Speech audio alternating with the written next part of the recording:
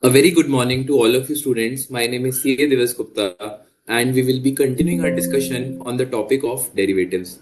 So in the previous session students, we discussed about the concepts of forwards and futures wherein we discussed what is meant by a forward and future, how are the different pricing techniques that are used to value a forward contract or a future contract. We also discussed about some of the differences between a forward and future. So in today's session, let's continue with some of the other questions on forwards and futures so as to build our understanding further. Yes. So let's start with question number 5 from the assignment. Till question number 4 we have done in the previous session. The portfolio composition of Mr. X is given below. Equity rupees 8 lakh, cash and cash equivalent rupees 2 lakh, beta of equity portfolio 0.69. The current NSE index future. So they're talking about the NSE index futures. So students, just a quick point. In our last session, we discussed that index futures, the NSE index futures or BSE index futures as the case may be, are market index futures. So they represent the market as a whole. The current NSE index future value is 930 with multiple of 200. So the lot size is how much? 200. And the value, the current value at which it is trading is 930. If Mr. X wants to achieve an overall portfolio beta of 1.1, that means they want to increase the portfolio beta, then how many number of futures contract he should go short? So this is a question more on, let's say, beta, right? So what happens? The beta is actually your sensitivity of changes of your security with respect to that of the market. If market is increasing or decreasing by 1, so beta will determine how far your security or your portfolio is moving.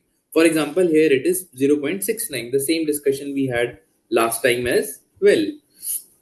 So now if we see what is the positions that Mr. X is holding in equity, Mr. X is holding a long position, correct? Because Mr. X is having those equities with him and cash any which ways is getting held by Mr. X. Again, they are holding the cash of 2 lakh rupees. Now futures is something that the strategy is asking us to get it short, right? So futures we have to short sell to achieve the higher beta of 1.1. So let's do one thing. Let's calculate the overall number of contracts assuming it to be X.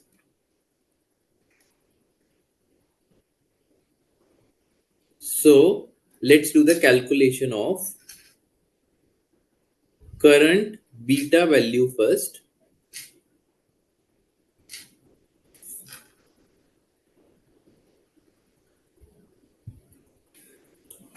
Sorry. So 8 lakh rupees divided by 10 lakh. What is the beta of 8 lakh rupees equity portfolio? 0.69 plus 2 lakh rupees of cash beta. So what is the beta of a cash, students? What should be the beta of cash? 1. Should it be 1 or should it be 0? So 1 0. means yes. So if we say 1, so 1 will mean that in whichever value the market will move, cash returns will also move. But that is not the case, right? cash returns will not be there because you're just holding it in the form of a liquid cash. So it will be zero. There is no movement in the value of cash. So overall beta value for both the assets put together is how much? 0.552. Okay. Now, there is a concept, there is a specific formula or concept which I'm writing here because sometimes the question will ask you to to arrive at a particular beta, or sometimes even the question will ask you that you have to make the overall risk as zero. That means you have to make the overall beta as zero. So in both the situations, this formula can be used. Using below formula, we can arrive at the number of futures contract to be short, which is what we'll have to take the current beta first. From that, we will have to reduce the required beta, okay, and then the multiplication with the value of portfolio. So students, if you see, we have taken current beta minus required beta. Let's say currently we are at 1.5. The required beta is 1. So we will take 1.5 minus 1. Similarly, if required beta is 0, let's say the question might tell you that devise a hedging strategy in which there is no risk, there is no beta at all. So in that case, current beta will be what is given in the question minus 0. Required beta will become 0. So the entire beta we are going to eliminate. That multiply by the value of the portfolio. Correct? Because beta is just a factor, right? That has to be multiplied with the overall number. So in this particular case, we are asked to increase the beta. Okay. Still, in that case, this formula will still hold good. So 0.552 minus 1.10, right? This is the current beta minus required beta. Required beta is given in the question itself, multiplied by the value of portfolio, which is 10 lakh rupees. So this becomes minus 5 lakh 48,000. Okay. So this will give us the total value of the index futures that we will have to do a short, right? So therefore, number of contracts to be short sold will be 5,48,000. So again, minus means that we will have to short sell, right? So hence I've already used here short sell. Hence I'm using just 5,48,000. Divide by 930 is the price and 200 is the lot size. Correct? So this will become 2.94 contract, or let's say 3 contracts, because in fraction you cannot do, hence we have just mentioned 3 contracts. Students, any doubt or any question?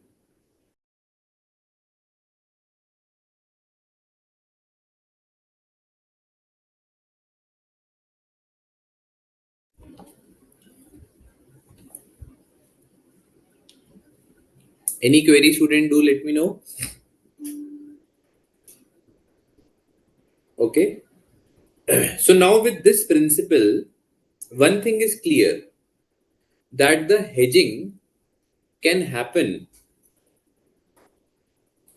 through different means. Okay, let's try to collate that. See, first of all, the hedging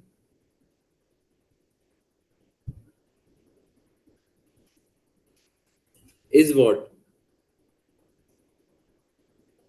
Hedging is protection against risk. Risk. Sorry, yeah, protection against risk that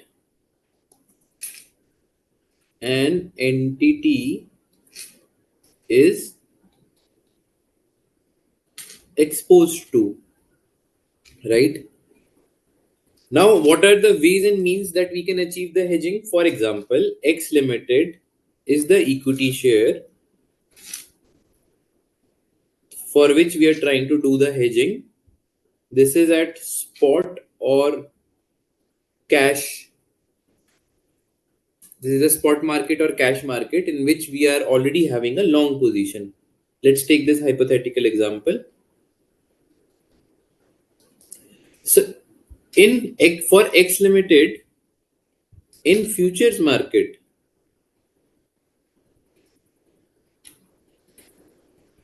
this is the equity market, this is the futures market, right? For X Limited futures, we are talking about equity futures. So against long position, which position will you take in the futures market? Come on, students, tell me. To achieve hedging, which Opposite, position will you take? Sorry? opposite position, short position. Short. Yes, Short. very good. We should take short position because the idea is simple.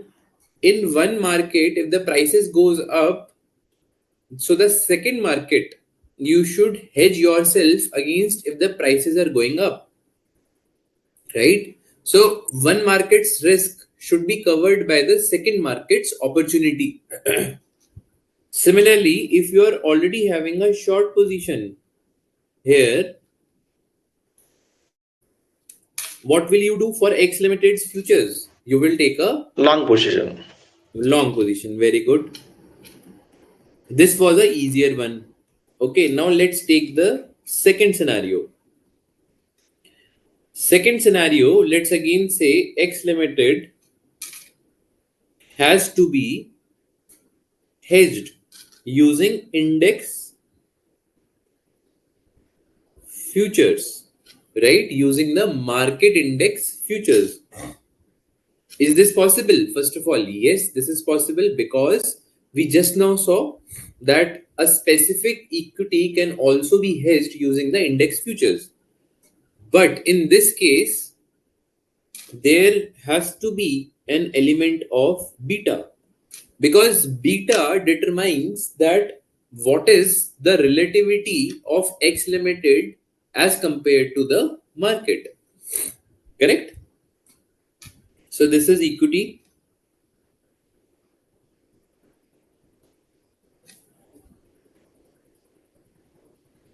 So if let's say beta is 1.2, market index and X Limited. I'm just trying to explain the different movements. So beta is 1.2, market index is 1, X Limited will be 1.2. Correct?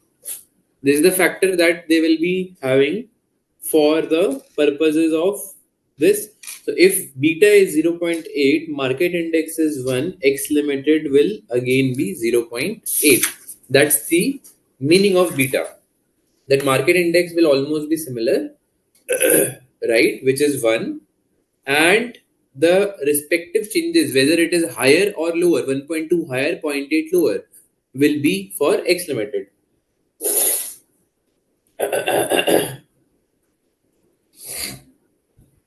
Okay, so for X Limited, if we have to do the index future, if you have to use the index futures, we have to make use of beta. I'll come to the formula. So what we are saying here is, if same stock, we are talking about one in cash and one in derivative market. Okay, one in cash market and one in derivative market.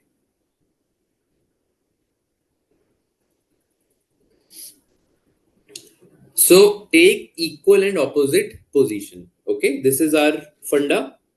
Take equal and opposite position. Clear? If it is through market index,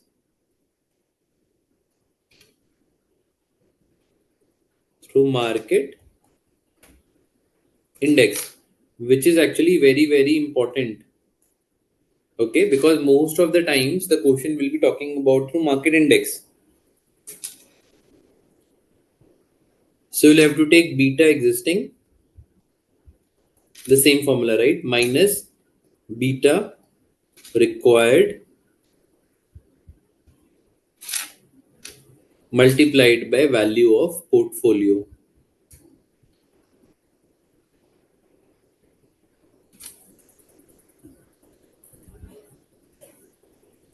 Now comes the, so this is the value, right? This, we talk about the value part.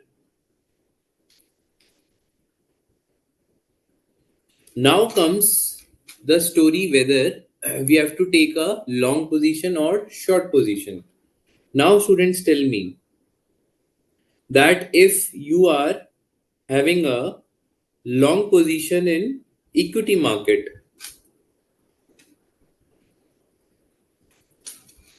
this is equity market, which position will you take for index futures? Think and then answer.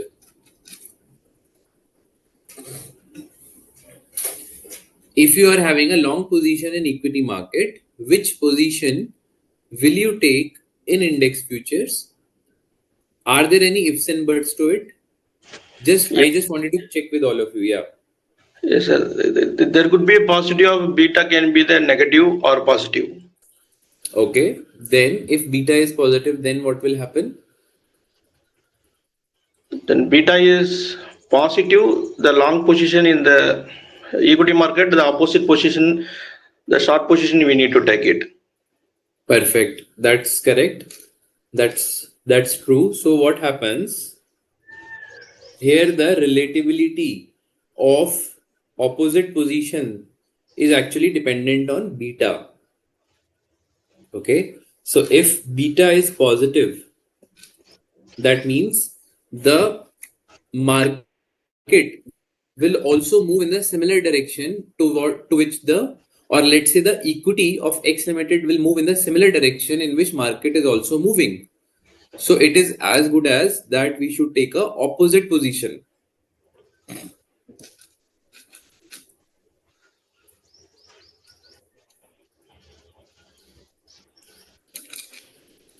So if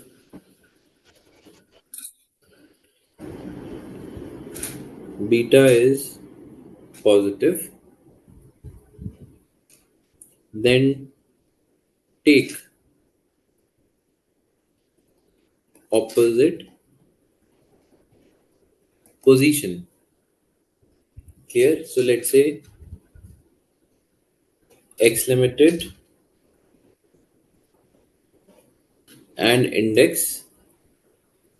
If X Limited is long, index we should take short.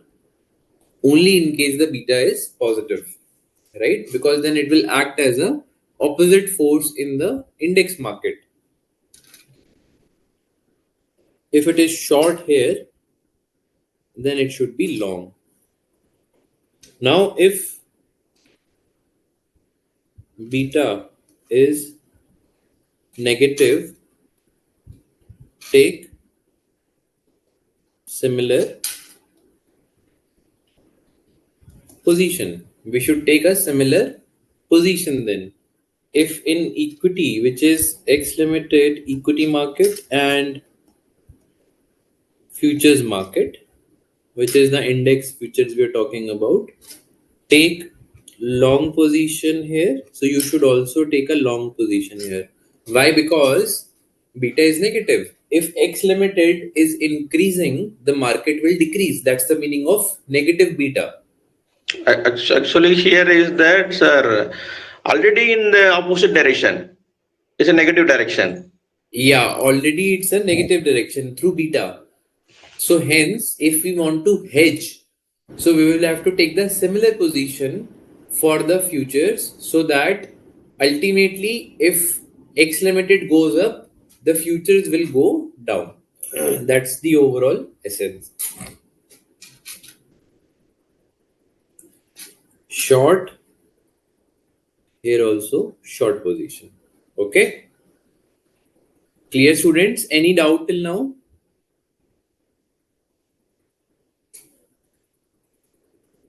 Perfect. Let's come to question number 6 then. On January 1, 2018, the investor has a portfolio of 5 shares as given below. Security A, B, C, D, and E. The respective prices are also given, the number of shares and their respective beta is also given. Okay. The cost of capital to the investor is 10.5% per annum. This is the cost of capital. You are required to calculate the beta of his portfolio. So it's simple. Number of shares and prices is also given. The respective beta are also given. We can just apply the weighted average to arrive at the beta of the portfolio. The theoretical value of Nifty futures for February 2018. So they're also asking us to calculate the theoretical value of the Nifty futures. The number of contracts of Nifty the investor needs to sell to get a full hedge until February for his portfolio if the current value of the Nifty is 5900 and Nifty futures have a minimum trade lot requirement of 200 units. So we will make use of this information that current price of the Nifty is 5900. Assume that the futures are trading at their fair value, which is what we will have to. The number of future contracts the investor should trade if he desires to reduce the beta of his portfolios to 0.6. Correct? So they are saying that overall portfolio beta, whatever it is, we have to reduce it to 0.6. Number of days should be treated as 365 and they have given you the natural log of 1.105 and e raised to the power something they have also given. So first of all, students, just to tell you, so the natural log 1.105 is essentially 1 plus 10.5%, right? Which is natural log of 1.105. Okay. Now here, this cost of capital of 10.5% means that without any compounding, the regular rate at which the investor expects a return is 10.5. But as we discussed that in case of a continuously compounded rate,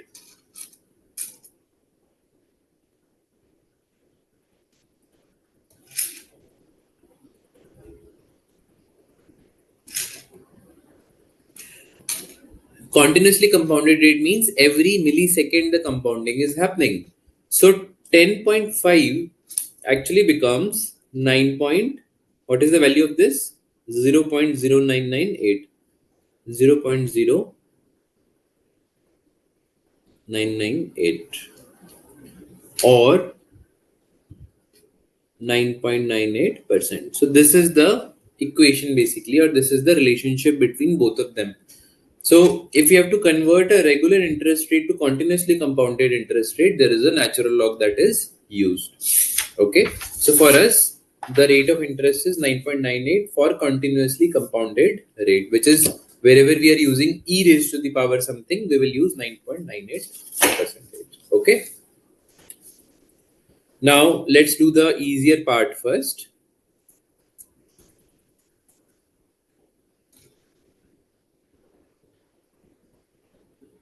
Which is actually the calculation of portfolio beta.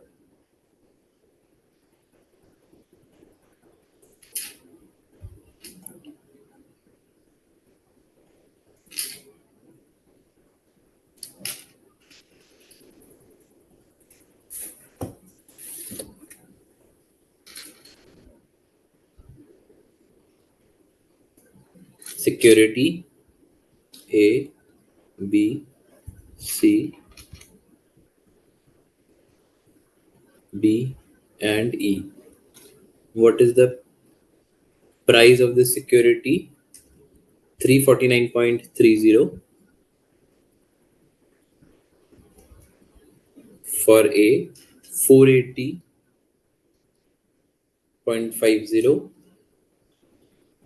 593.52, 734.70, 824.85. Number of shares,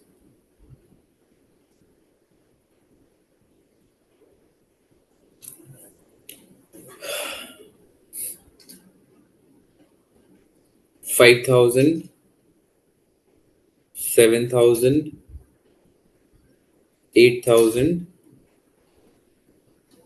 10,000, and then 2,000.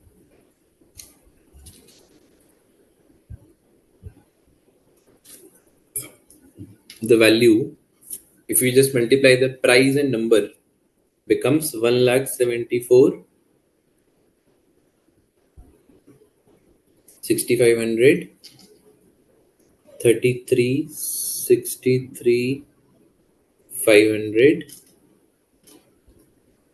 47, 48, 160, 734, 7,000, 164, 9,700.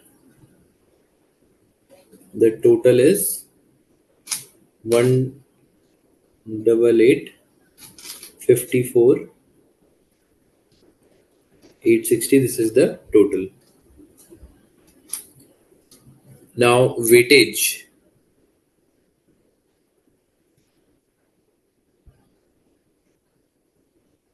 Now weights will be this value divided by total into 100, which is 0.093,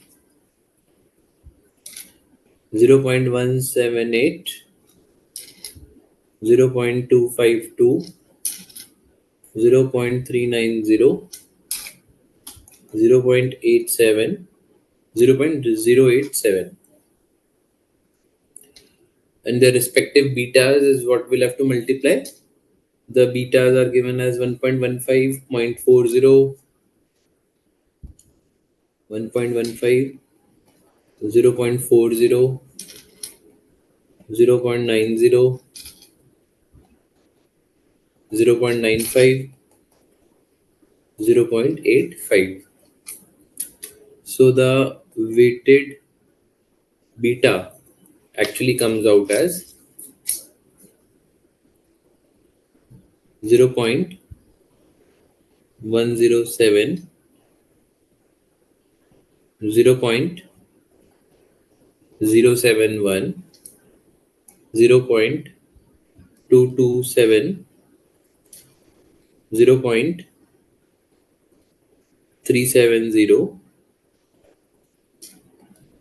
0.074, 0.849. So this is actually 1. The weights, the total of these weights is equal to 1. So 0.849 is their portfolio beta. So it's just a simple maths. Price multiplied by the number comes the value. Value becomes the weights, and weights multiplied by the beta becomes the weighted beta.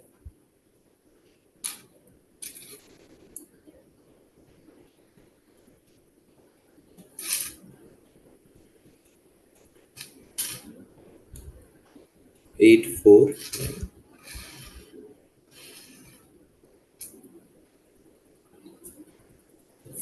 0.849.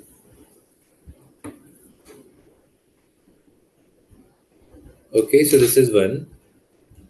Then second is the calculation of theoretical value of beta. Sorry, calculation of theoretical value of Nifty futures. Right, that's the second part.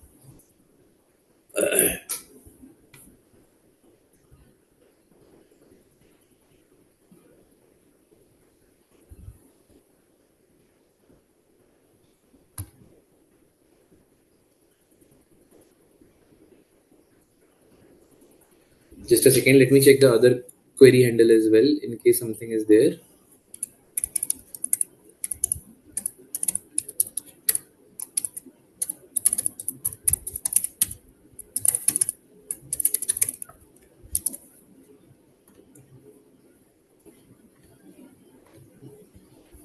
Perfect, nothing is there as of now. Okay, so theoretical value of Nifty futures will be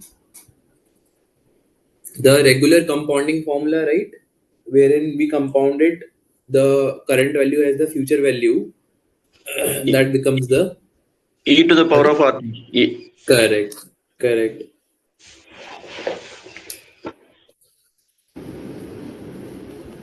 Calculation of theoretical value of futures, wherein we say that the cost of capital at the rate 10.5% per annum, this is actually yearly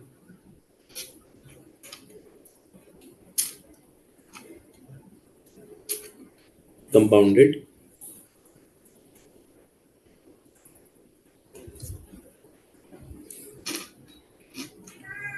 Okay, 10.5% per annum is yearly compounded. So for that, if we want to convert to the continuously compounded,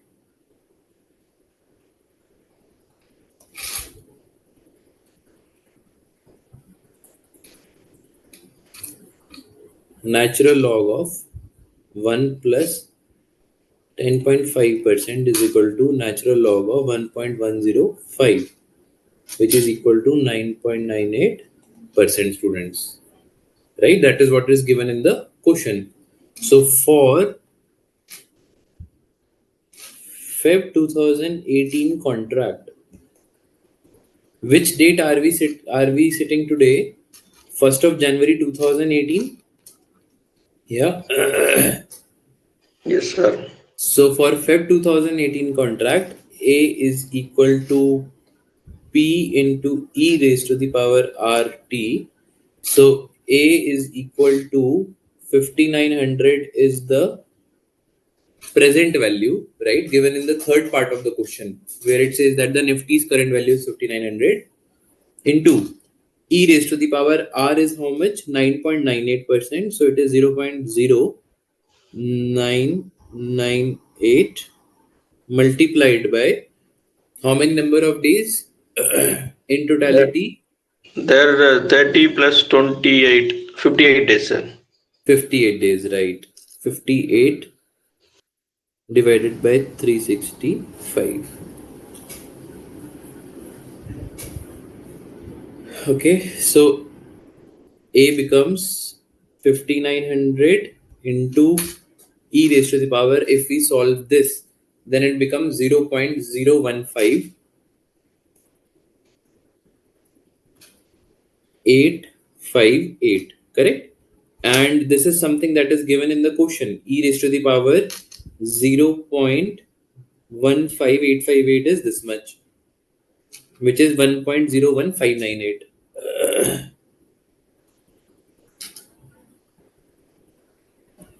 5900 into 1.01598. Hence, A becomes 5994.28. So, this is what the theoretical, we can write here, theoretical Nifty futures price is equal to 5994.28 students. Clear?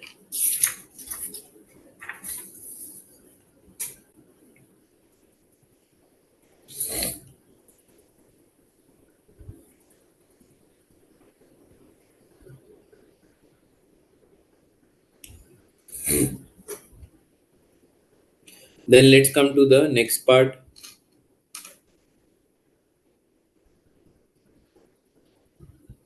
The number of contracts of Nifty the investor needs to sell to get a full hedge.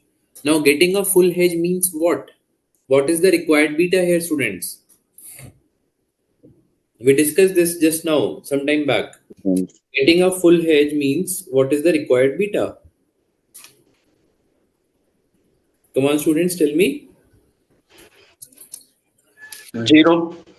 Yes, it will be 0.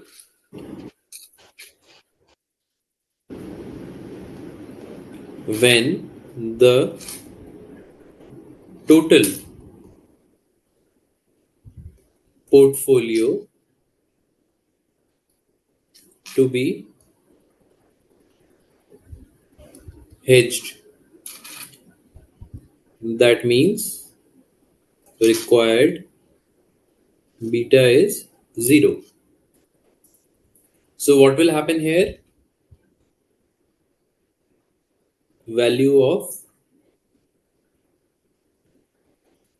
portfolio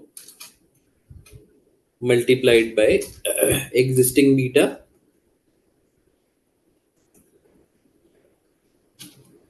minus required beta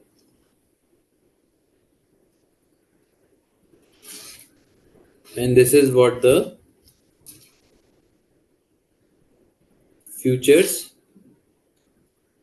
contract value will be. Correct, students? This was a simple and easier one.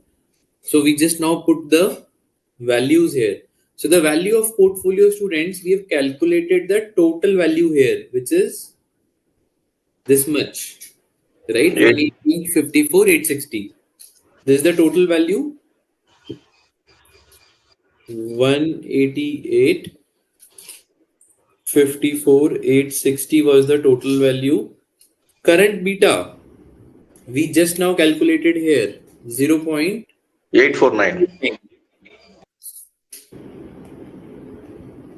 minus 0. This whole divided by 200 is the lot size multiplied by 5994.28 is the theoretical minimum price that we just now calculated above, right? For the index futures for February 2018. So this will help us in giving the number of contracts, which is 13.35. So number of contracts, 13 or 14 contracts, whatever the case may be, because it has come in the fraction. So that is fine. Okay. Clear, students?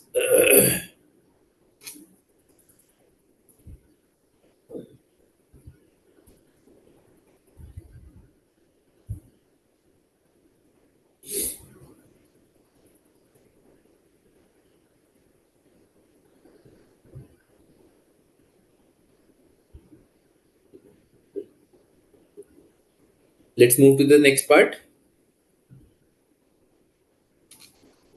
The number of futures should trade if he desires to reduce the beta of his portfolio to 0.60. Clear? This is a easier one.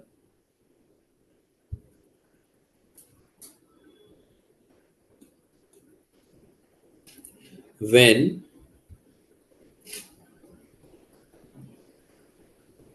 portfolio beta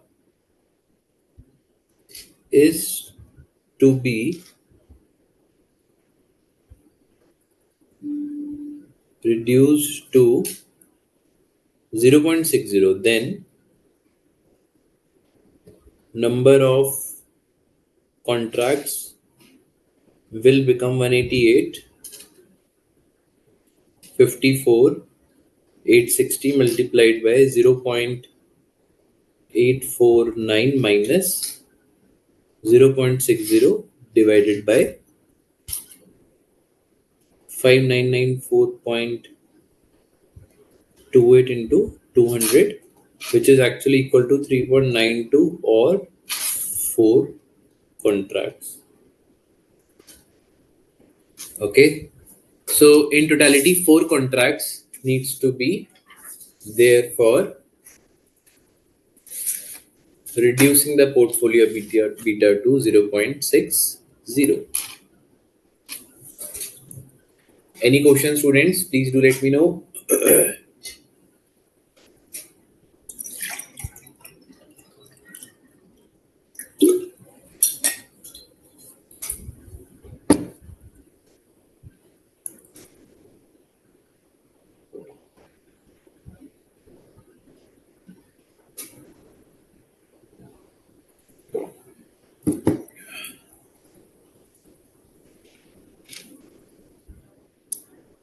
Question number 7.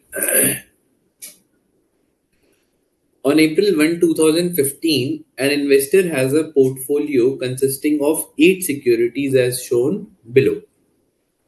There are 8 securities that are there. Again, market price, number of shares and value is also given. The cost of capital for the investor is 20% per annum continuously compounded. So they have given this rate already as the continuously compounded rate. So this is not a yearly compounded rate. The investor fears a fall in the prices of the shares in the near future. Accordingly, he approaches you for the advice to protect the interest of his portfolio. You can make use of the following information. The current Nifty value is 8500.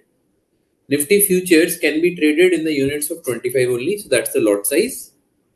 Futures for May are currently quoted at 8700 and futures for June are being quoted at 8850.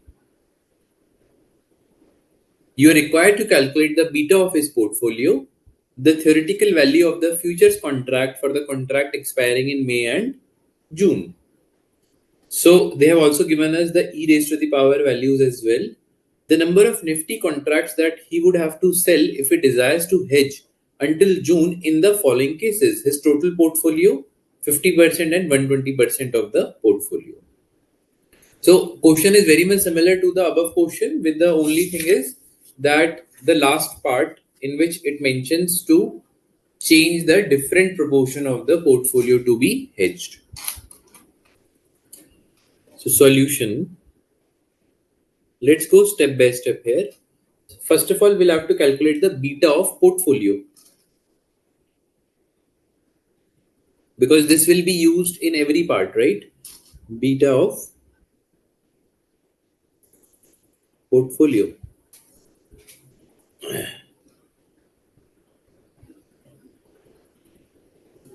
Security here.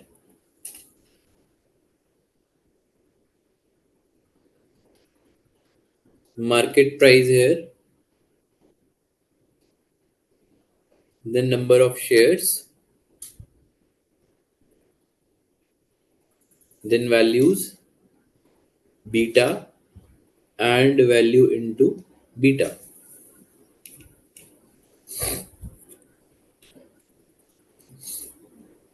So security is A, B, C, D, E, F, G, and H. The market prices are, I'm just writing it a bit over here, 29.40, 318.70,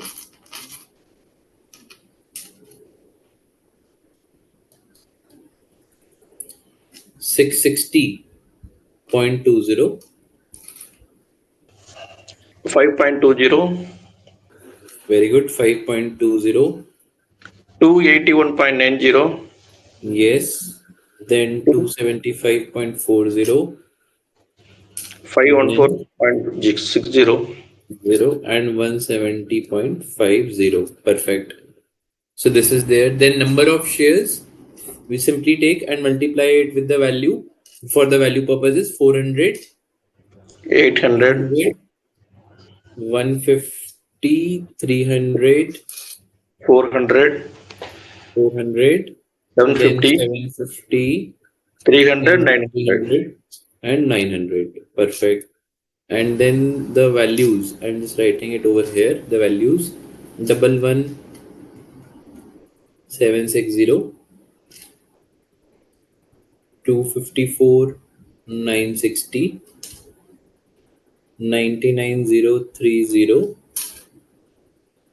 1560, 112, 760, 206, 550, 154, 380, 153, 450.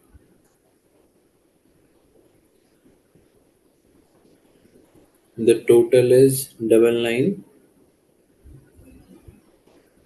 44 and 50.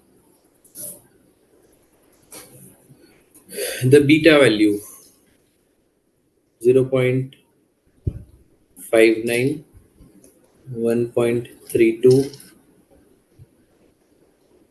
0.87, 0.35, 1.16, 1.24, 1.05 and 0.76. Now finally the value multiplied by beta: 6938.40, 336, 547.20,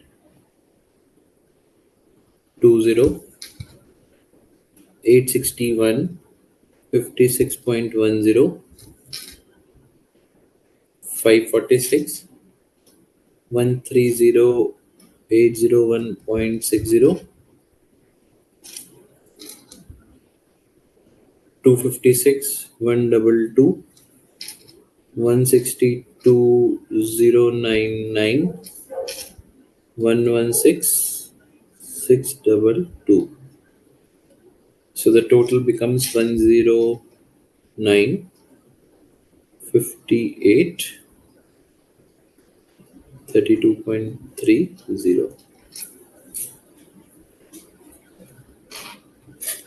Okay, so this becomes the overall value, and hence the portfolio beta,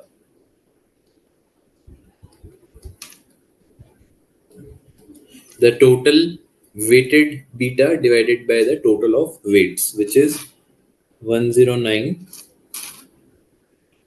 58, 32.30 divided by 99, 44, 50, which is equal to 1.102. Clear? So this is the overall portfolio beta.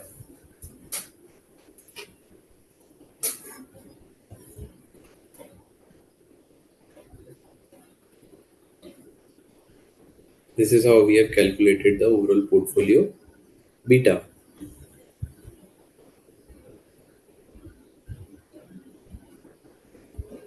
So the next part now is actually calculating the theoretical value of futures contract. Sir, the other method is that we can do the weight divided by the Yes. 11,760 divided by value. We can arrive Yes. that. Correct. 11,760 divided by the total, we can arrive at the weights and multiply with the weights. The method we just now did in the previous question. You're right. Yeah. We can do that as well. We can do that as well. Okay.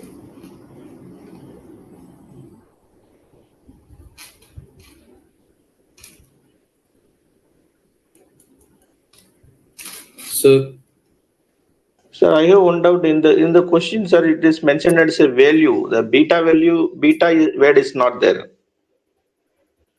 that's actually a correction. This is a beta. You're right. This is a beta here. This is a typo. So 0.59, 1.32, 0.87 is the beta here. So theoretical value of contracts expiring in May and June. So A is equal to P e raised to the power RT. Again, we will use the same formula. So the futures value for May will be the spot price, which is 8500, correct? 8500 multiplied by e raised to the power, the continuously compounded rate is how much? 20%, right? So 0.20 for 2 months, correct? Because we are standing in April 1st. So April and May, 2 months is what we have taken. So this becomes 8500 into e raised to the power 0.0333. Okay. Now we have been given in the question e raised to the power 0.03 is actually 1.03045. 1.03045. Sir, here I have And one query, sir. yeah, In this question, the number of days is not given. Say, example, a number of year in a day is 360 or 365 is not there. But right. how you assumed that 2 by divided by 12 month way? So Because how we can to assume? yes. No, that's a valid question. See, one, if the question specifies, then there is no doubt. But if the question is not specified, then all the assumptions are okay to have. For example, you can even assume the number of days also here. So let's say April 29 and 31. So you can assume 60 days divided by 365 also. That is also acceptable. Even you can assume 2 by 12 as well, which is the number of months divided by the total months. So there are multiple. So where if the question is silent and there are multiple assumptions possible, all the assumptions are okay. Okay, but it has So, to be a logical assumption. Yeah. another thing is based on our assumption that the e value is given in this the question. No, the e value I'm based on coming the to that. assumption, it will Yeah, be very right. I'm just I'm coming to that only. I'm just coming to that. Now, if you see, I have assumed here 2 months, right? So which is 2 by 12, so which is 0.0333. Now, I have not been given this value. This value lies somewhere in between e raised to the power 0.0333, correct? However, we have been given this in the question and this in the question. Now, what should I do? What is is there a technique available through which I can derive the in between value between these two? So these two are the values that are given, so I have to arrive at a value which is there in between them.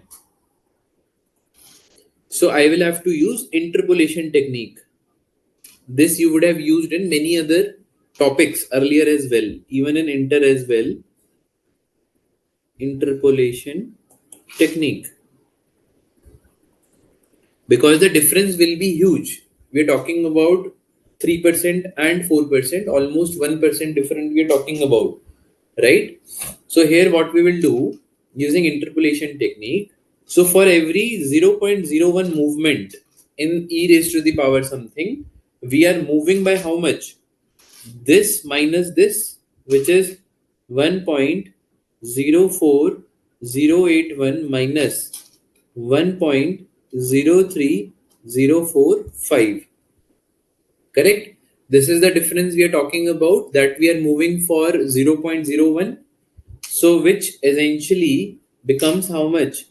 0.01036. So for every 0.01, there is a movement of 0.01036, which is the difference between these two values. So this one 0.01, now if I multiply 0.33 on both the sides, 0.01036 0.01036 multiplied by 0.33. Okay, so here I will get 0.0033 is equal to 0.00342. Okay, so for a difference of 0.0033, I will get a value of 0.00342, and hence ultimately e raised to the power 0.0033 will be 0.00342. This is the value it will be. And from this, if we have to arrive at the required value of e raised to the power 0.033, correct? So our requirement is to achieve at the e raised to the power 0.033. So that will be achieved how? 0.03 plus 0.0033 is equal to 1.03045 plus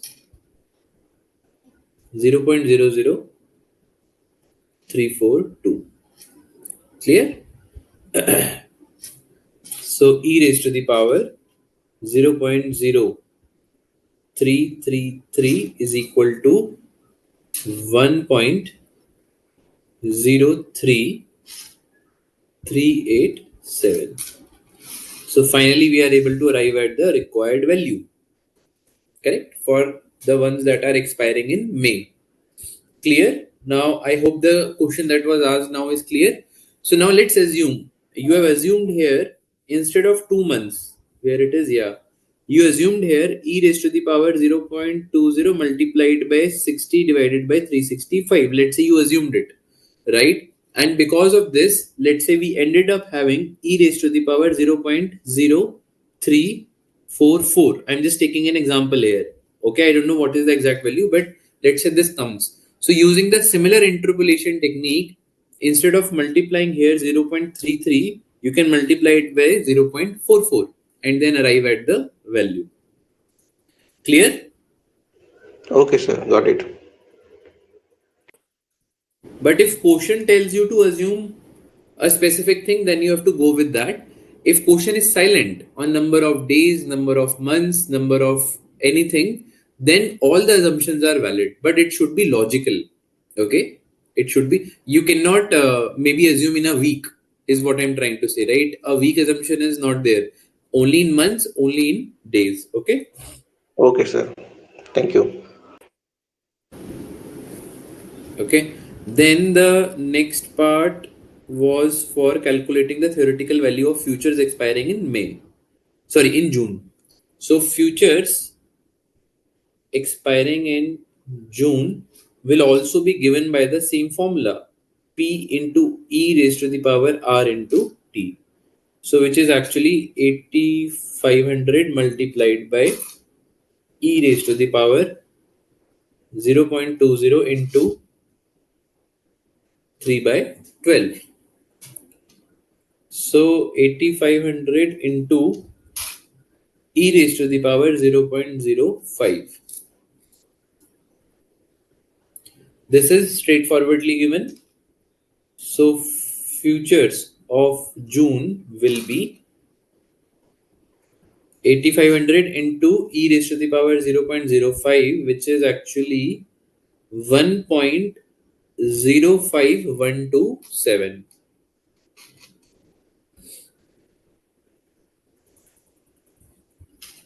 One point 05127, which is actually 8935.80. 8935.80 students.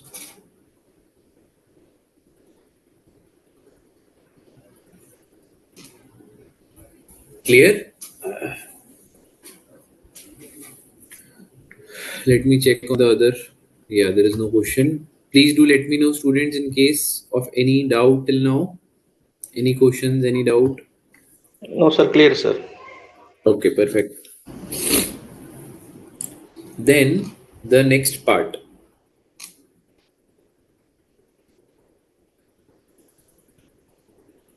The next part is the third part. The number of Nifty contracts that he would have to sell if he desires to hedge until June in each of the following cases. Total 50% and 120%. So we will just follow the instruction that is given in the question. Right? Easy and simple. So third,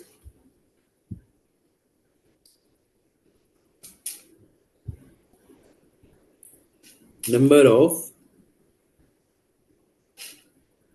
Nifty contracts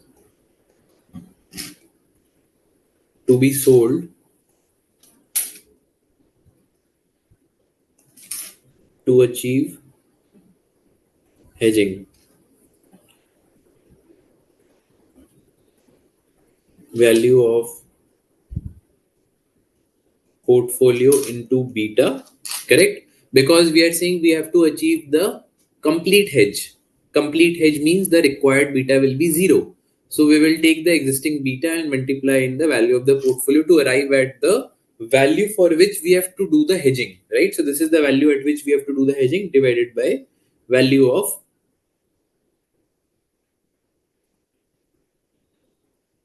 futures contract.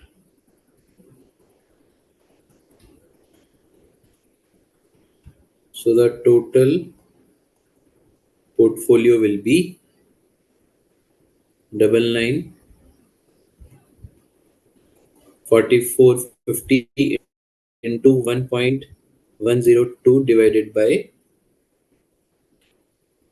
8850 into 25. Correct? 8850 is the one that is the price of June futures in the market. That is what we have taken. 4.953 or 5 contracts. 25 is the lot size, correct, students? 25 is the lot size, and hence the number of contracts that are coming is 5. Second, in case he wants to achieve the hedging only for 50% of portfolio,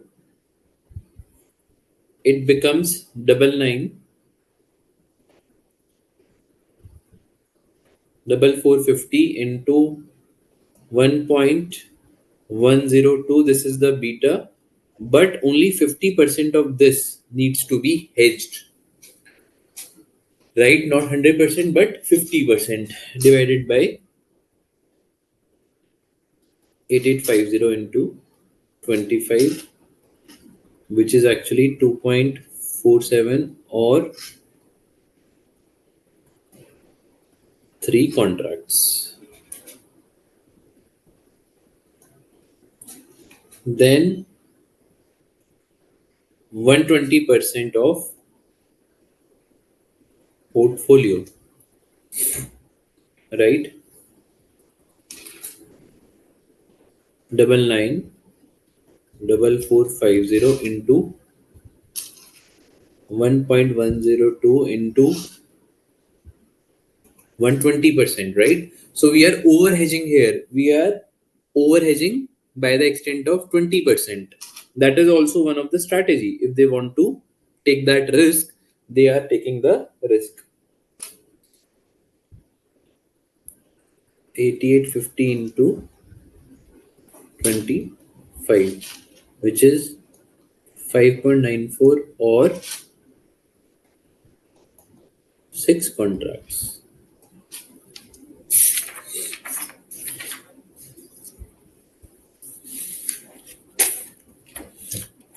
Clear, students?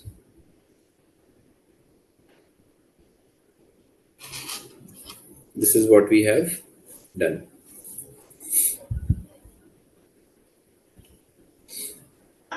Sir, I have one question. On what basis they are hedging more, sir? 120%. See, So, yeah, I mean, they would be having a risk strategy where they are okay to overhedge. They would be saying that, there can be n number of reasons. One is that they would take into account, let's say, any of the errors that would have happened in the calculation, because this was a fairly simple one, right? But in a complex one, they would say, okay, let's take a margin of another 20% while we are hedging. Rather than being at 100%, let's take a margin of another 20% so that we are overhedged. Now, in that case, the disadvantage will be for the extra 20%. If a adverse movement happens, then you will be at loss. But if there is a favorable movement that happens, then you will be at gain. So it is as good as doing a 80% hedging or 120% of hedging, in which you are leaving a room of 20% either upside or downside. yes, sir. If it is favorable, then okay. Otherwise, 20% extra also we are going to lose. You are going to lose, yes, if the movement is unfavorable to the position that you have taken. Okay. Now let's come to the question number 8. A rice trader has planned to sell 22,000 kgs of rice after 3 months from now. So now they are planning to sell. The spot price of the rice is 60 per kg, and 3 months future on the same is trading at 59 per kg. Now, students, if you see, the spot price is higher, the future price is lower. It can be the case. The answer is yes, it can be the case. The size of the contract is 1000 kgs. The price is expected to fall as low as 56 per kg 3 months from now. So, this is a speculated information that this rice trader is having, that in the time to come, the expected price can become even 56 rupees per kg. What the trader can do to mitigate its risk of reduced profit. So now what is the risk here? That the prices might go down. What is the strategy that you need to devise if the prices goes down? So you have to devise a strategy. If the prices goes down, you gain. So what position you should take, students? Come on, tell me. Without reading the question ahead, please, I want all of you to think and answer that which position would you like to have in case you expect the prices to go down.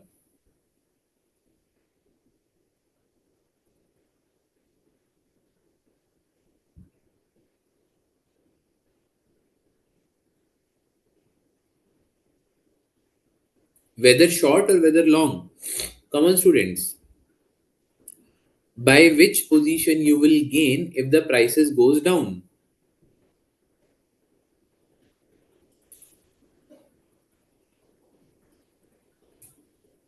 Yes, Chitra, very good. Chitra has reverted. Anyone else would like to attempt? It's a fairly simple one, right? When you gain if the prices goes down, whether in a short position or in a long position.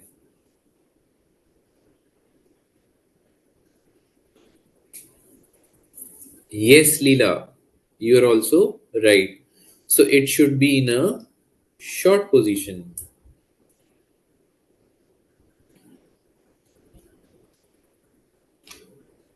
So trader needs to take a short position on rice futures.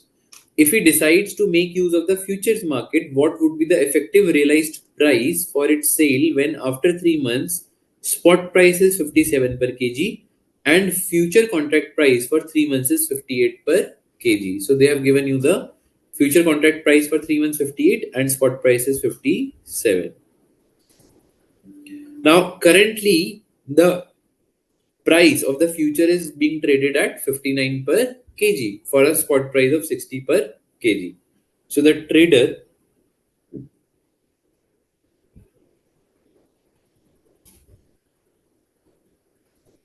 need to take a short position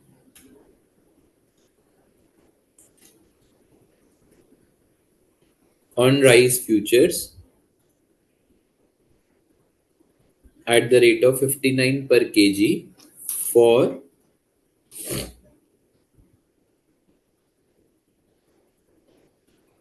22,000 kgs is the inventory that this person is holding divided by the 1000. 1000 kgs. Yes. So in totality, they will have 22 contracts with them. So for 22 contracts, the short position needs to be taken at the rate of 59 per kg.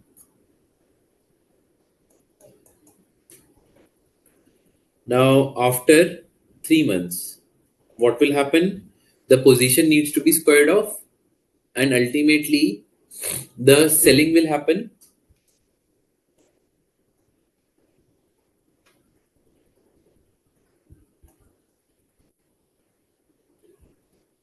What is the spot price after 3 months?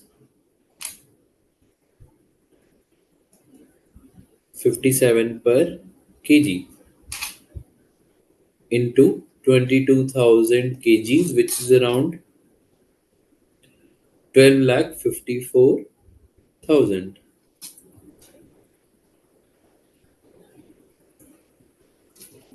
Gain on futures will be, now 59 is the entry price in the futures. What will be the exit price at which it will be compared? The 3 months future, students, come on.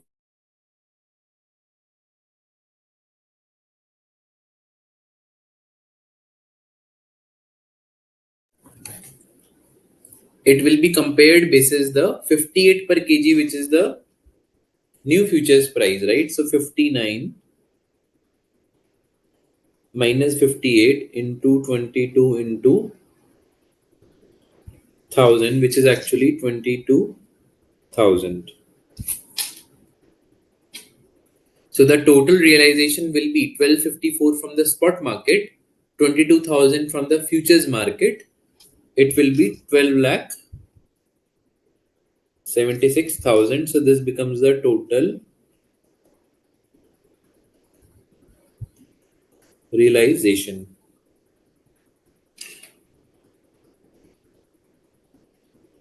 Effective selling price.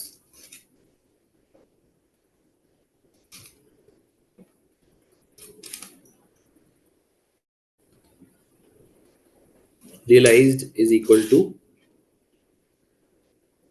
12,76,000 divided by 22,000,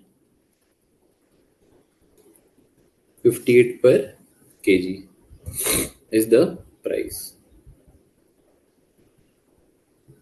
Correct?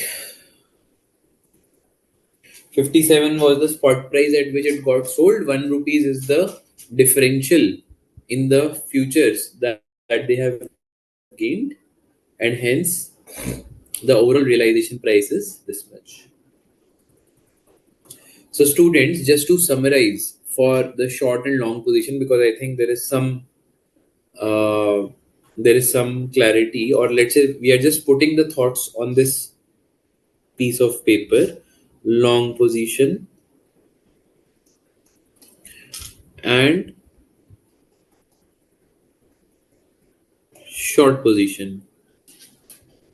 So there is a purchase here at 100, at let's say 100. So if it moves to 120 and if it moves to 90, so then what do we say? This is a gain, right? And here it is a loss. Simple. If you are entering into a long position, whether in the equity market, whether into the futures market, whether you are entering into the futures of index, or whether you are entering into the futures of that particular security, if the prices goes down, you will be at a loss. The funda is very simple. And in case of a short position, if let's say you are selling at 100, and if the prices move up to 120 and here it has 90, then tell me, if 100 moves to 120 and you are in a short position, then what will happen here? Loss or gain? Come on, students. Sold at 100, purchased at 120. Whether a loss or a gain? Loss. Very good, Chitra. So it will be a loss. And if 100 rupees at which we have sold and 90 rupees that we are purchasing later on, right? So then it will be a gain definitely, right? Because you have purchased at a lower price than what you have sold. Clear? Let's come to question number 9.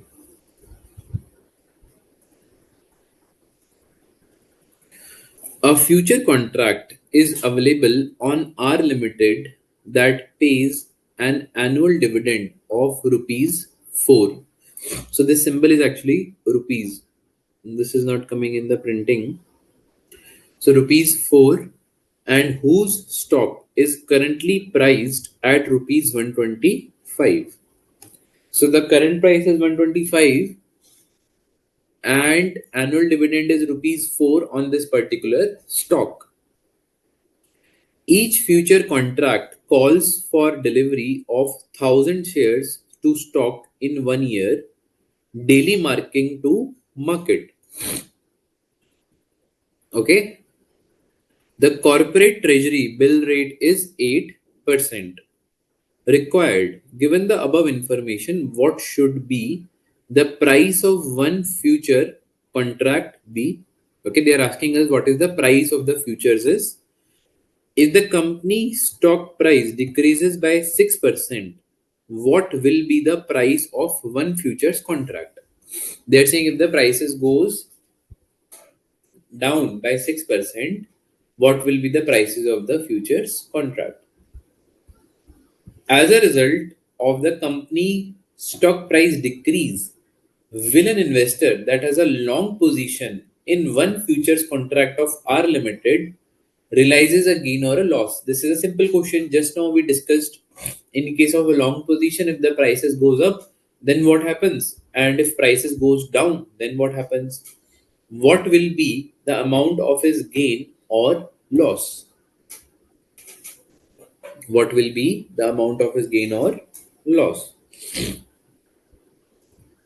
Now let's do step by step, right? So this is just a very directional question, right? Of all the concepts that we have studied till now: dividend, spot price, calculation of the future price, then discussing about some of the position related gains or loss.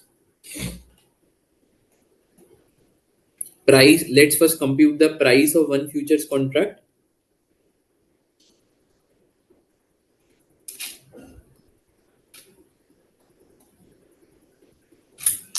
Futures contract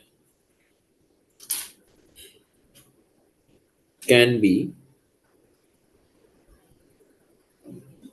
calculated as follows. A is equal to P 1 Present plus, value of sorry, minus present value of dividend plus cost, present value of transaction correct, cost. correct. That is true. So you're right. Now I'll tell you one variation in this. Okay. Now just hold on. I will tell you one more. So this is the formula that I'm going to use. Now we might say that it is in contradiction to what we have studied, but I will say that this is just a simple variation. I'll tell you how. So what was the original formula that we discussed? P minus present value of dividend Dividend plus present value of multiplied, yeah, plus present value of transaction cost, which is not there in this case, right? So let's restrict ourselves to this. So T, which is the spot price, minus present value of dividend multiplied by 1 plus R%. So can I rewrite this as P minus dividend divided by 1 plus R%? Correct? Because if D is the dividend to be paid after 1 year, So the present value will be D divided by 1 plus R. And then again, we are taking it multiplying with the 1 plus R percent, right? So now what will happen? If I just open this bracket, right? Sorry. So it will be P into 1 plus R percent minus D divided by 1 plus R percent into 1 plus R percent. Correct? So these two things will be there. These two things will be knocked off. So what we are left with? Spot price multiplied by 1 plus R percent minus dividend. Correct? So this is true only where, let's say, the dividend and the spot price and the future time period is coinciding, which is happening in this current case.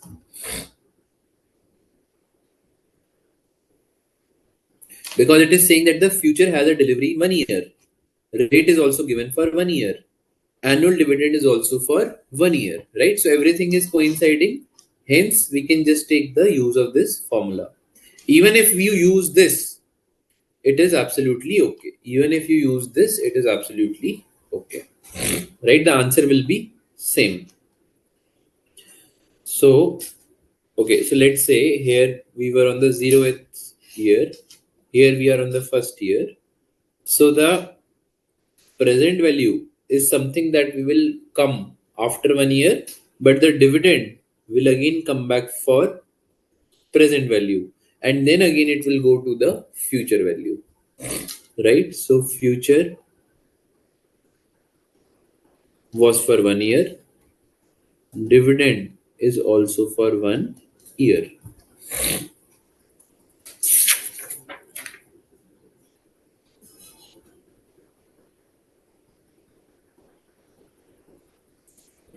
Okay,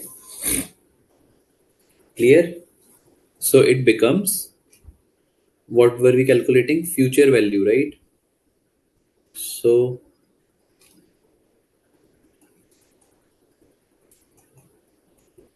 future price is equal to 125 multiplied by 1 plus 8% minus 4. 4 is dividend, 8% is the rate of interest, and 125 is the spot price.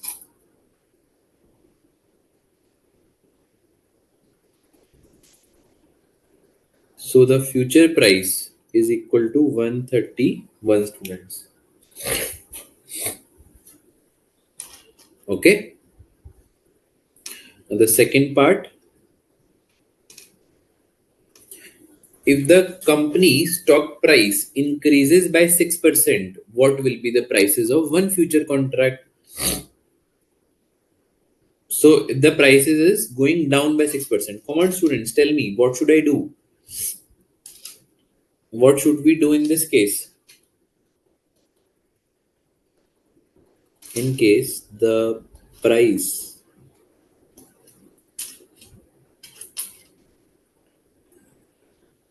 decreases by 6%, then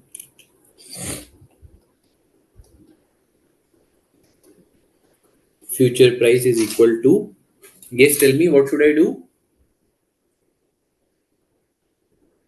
The revised future price will be calculated how? Should I just reduce this by 4%? Or is there any other way I should do?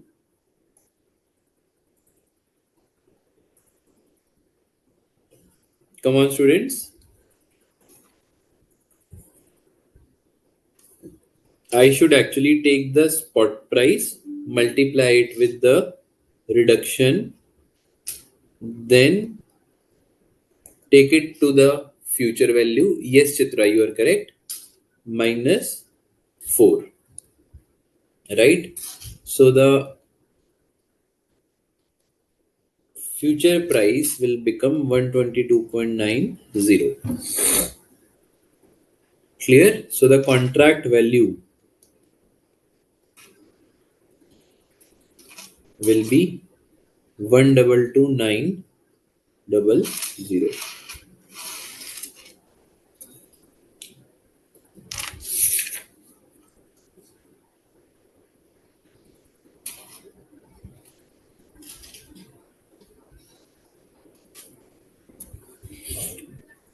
Okay, then the third part. As a result of the company's stock price decrease, will an investor that has a long position in one futures contract of R Limited realizes a gain or a loss? Now tell me, students, if the price decreases, the investor having a long position will lose or will gain? We just now discussed long position will result into a He will lose the loss. loss. Yes, very good. So the investor will lose. Long position will result in loss in case of price decrease. Amount of loss will be 1,31,000 is the original price, right? Original contract value. Let's say contract value is 1,31,000 minus 122,900 is the contract value.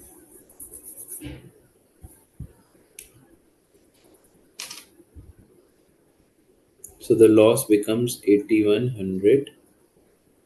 That's the overall amount. Okay. So because of this reduction, there is a loss that has been incurred.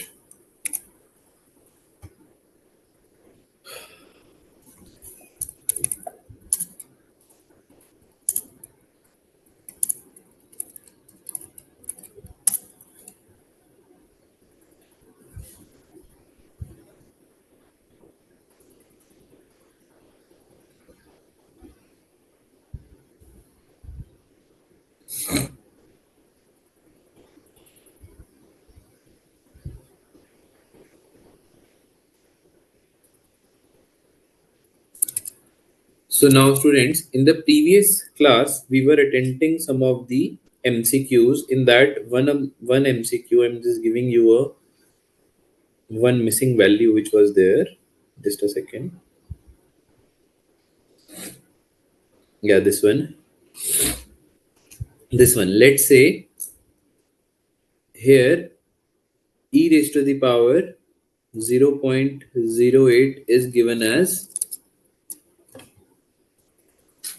1.08329. Let me just write here.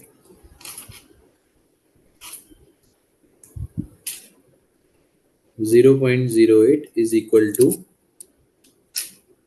1.08329. If this is given in the question, right, then suggest what is the right answer. I'm asking all of you question number 3. If all of you can attempt, then we are done with the MCQs from the previous session. So if the spot price of an asset is rupees 1,000, the risk-free rate is 8% per annum continuously compounding, and the forward contract is for 1 year. What is the theoretical forward price ignoring dividends?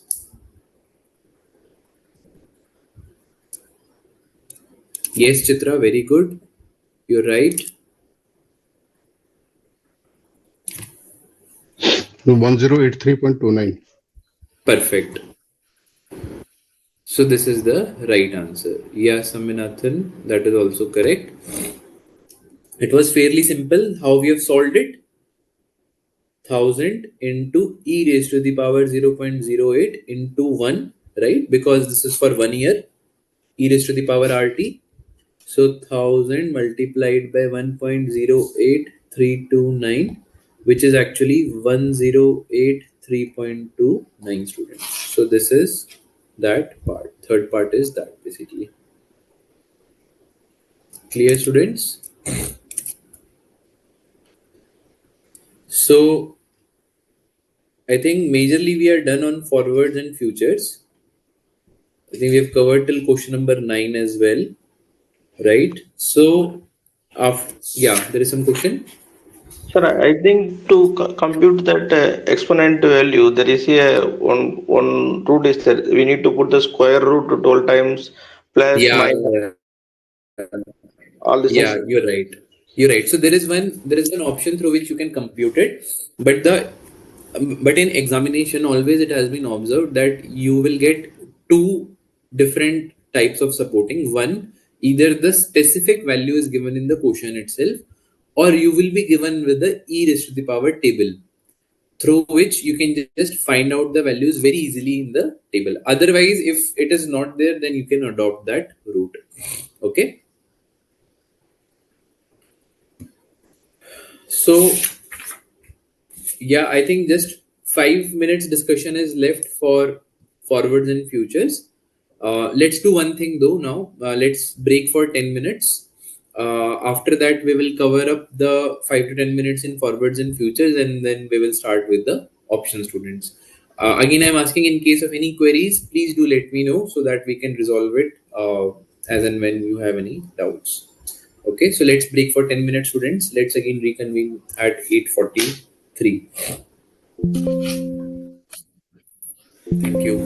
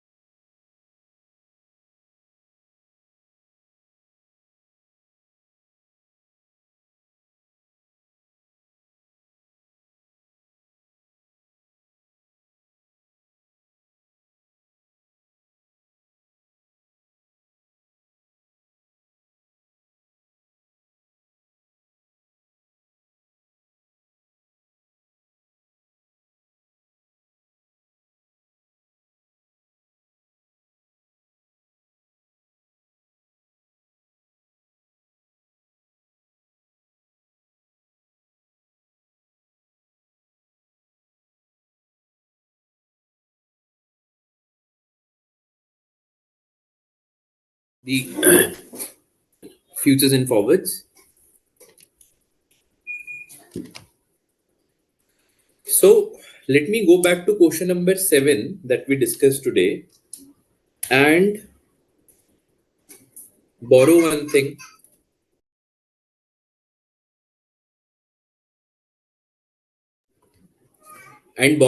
From there. So in question number 7, students, what we discussed and studied was that futures of May and June, there were two different futures, right? May and futures of June, right? What was the market price? Market price, we mean what is the price at which the futures were trading in the market? Let me go to the question number 7. This is 6. Yeah, this one. It was mentioned as 8700 and 8850, right? That was the market price.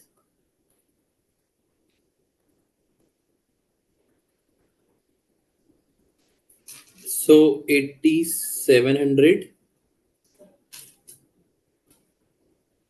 and 8850. What was the theoretical value?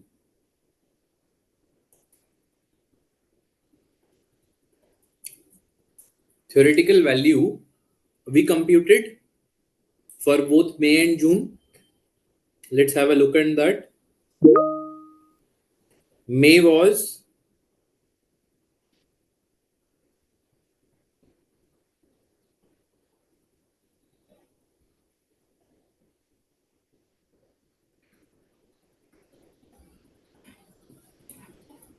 8788. Just a second. I think we just left here. We didn't multiply it. Okay, wait. So 8500 into 1.03387,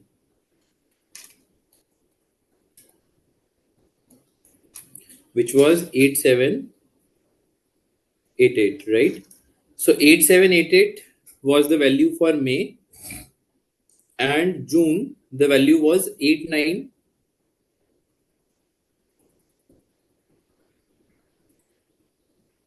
Just a second, I am referring to something else. Wait.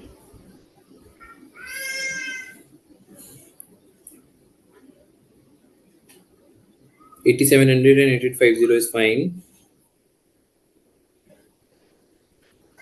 Okay. Wait. Let's do one thing. Let's take the market values only from there, and just for the explanation of concept, I'm just taking the theoretical value as per the discussion point. Okay, so let's say here the theoretical value came out more than 8700. For example, it came out, let's say, 8800. Okay, and in June the market price was 8850. Let's say here the theoretical value came out less than 8850. For example, 8700. I'm just assuming in an example. Okay, now if you see here, will you call the futures of May as overpriced or underpriced?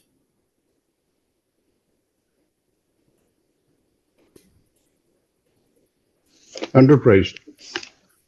Reason? The theoretical value is higher than market price. Perfect. So this we call as underpriced. And this one, the June futures, you will call it as overpriced or underpriced? Overpriced. Overpriced, because the market value is higher.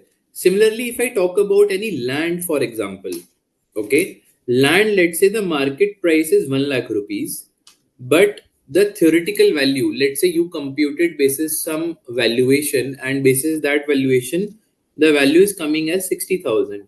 So we will also say that this land is overpriced, right? Because the market price at which this land is dealing is overpriced. Now the question comes, if something is underpriced or if something is overpriced, what should be your strategy? What we do in case something is underpriced. Okay, let me take this example. Let's say you are given this data, this one, that the market price of futures May is 8700. However, as per the calculation, it is coming out to be 8800. What will you do? What will you be prompted to do in such a case? If something is underpriced, whether you will buy this or whether you Buy. will sell this? Buy. Sorry? Buy this, right? So if something is underpriced, this is a general market principle that we will purchase it. If something is overpriced, what will you do? We will If hold it something, or sell it. you Sell will it. hold it or you will sell it? Sell it. We will sell it or hold. No. So we will be selling it because market is giving me 150 rupees extra here, right? So we will quickly sell it. See, at the same time, I mean, you would be saying that we will be holding it because you have an anticipation that the prices will be higher in future. I'm not talking about that. I'm just saying at the moment, if the prices are higher and your calculation is showing lower, what will you do? You will sell it. The instant Correct? section will sell. Sorry? The first thought is to sell, sir. The first thought is to sell. Perfect. Now, if something is overpriced, let's devise a strategy here. The notion that is coming out that we will sell.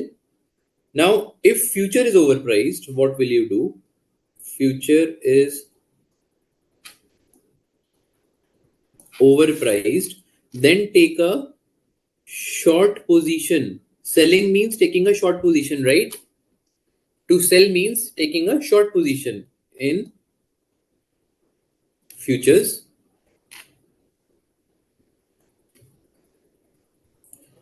That will result into what? If you're taking a short position in futures, you will have to take a offsetting position in the spot market, right? For the same equity share. So you will take a long position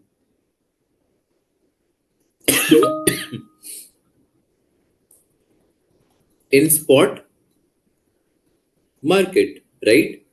So short position in futures, long position in spot market. For taking a long position in spot market, you will need the amount to buy an equity share. And always this entire strategy, we assume that you are not having any funds. If you need any funds, you will have to borrow it. If you are borrowing the funds, then you will have to pay the interest also on that, right? Which is any which way is equal to their cost that you are incurring, right? So ultimately, then you will borrow money for taking long position. Sorry. Clear? Then, so this is one strategy, right? If future is overpriced, you short sell future, take a long position in spot market, borrow funds for taking a long position in the spot market. On expiry, of the future, square off your short position in future by taking a long position, square off your long position in spot market by selling that share, and whatever amount you have borrowed, you repay that amount back. You will be left with this much amount of gain, which is 150 rupees here. Right? This is a sure shot gain that you will get. This is called as arbitrage. Because we are trying to calculate. The arbitrage means that in two different markets, the rates are different and making use of that to arrive at some gain. Okay? This is a riskless profit. You're not taking any risk, you are just getting the amount. Now, if future is underpriced,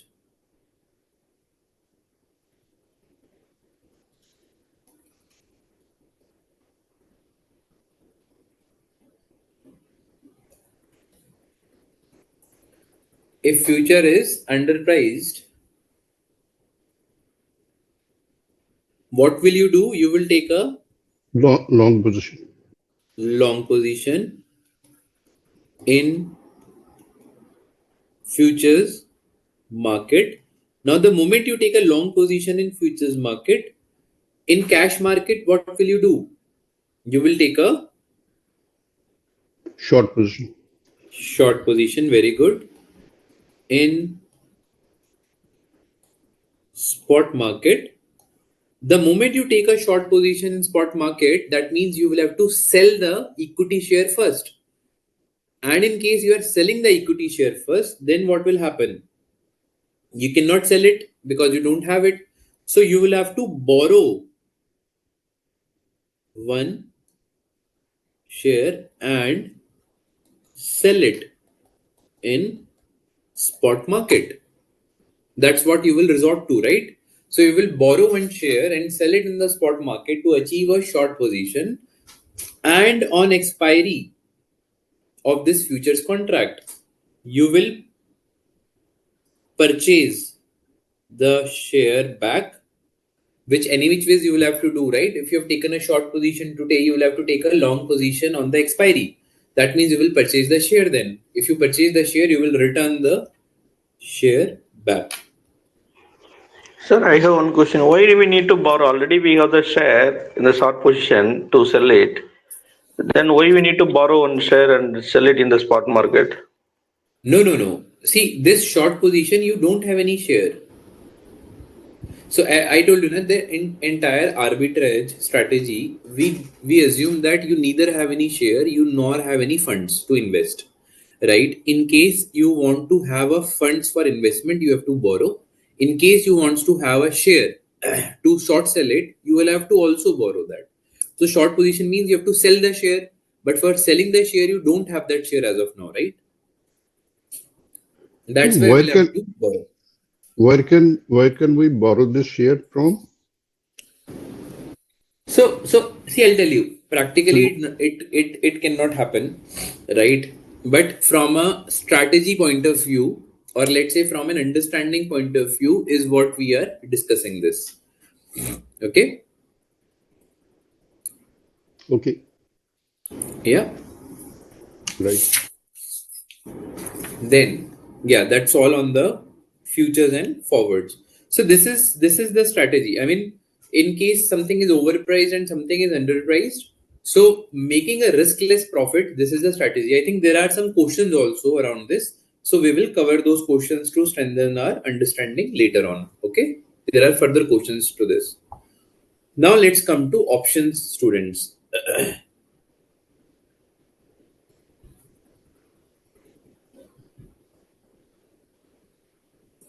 In options, students, ask as many questions or whatever doubts you have, please ask them, because this is actually the next level of forwards and futures, right? So this is going to be a good discussion. So I would say contribute to this discussion, even ask the questions wherever you are stuck, so as to make it more clear in all of your minds. So forwards and futures, students, we discussed that it is something to do about the future part. Let's say some sale or purchase has to happen in future, for which we are agreeing today. The prices are dependent on the spot price, and it represents the interest element over and above the spot price for a futures valuation, right? And we also saw how can we do hedging using the futures through taking the opposite position, same position, index futures, using beta, having that portfolio. If you want to increase the beta, decrease the beta, all those nuts and bolts we have seen for forwards and futures. I hope the overall concept on forwards and futures is clear, right? And as I said in my previous session, there is a futures and options trading that is also happen on the different Sensex and Nifty, right? There is a separate F&O segment. Within that also, the futures also gets traded. Let's say bought and sold just like a equity share. Okay. Now let's come to options.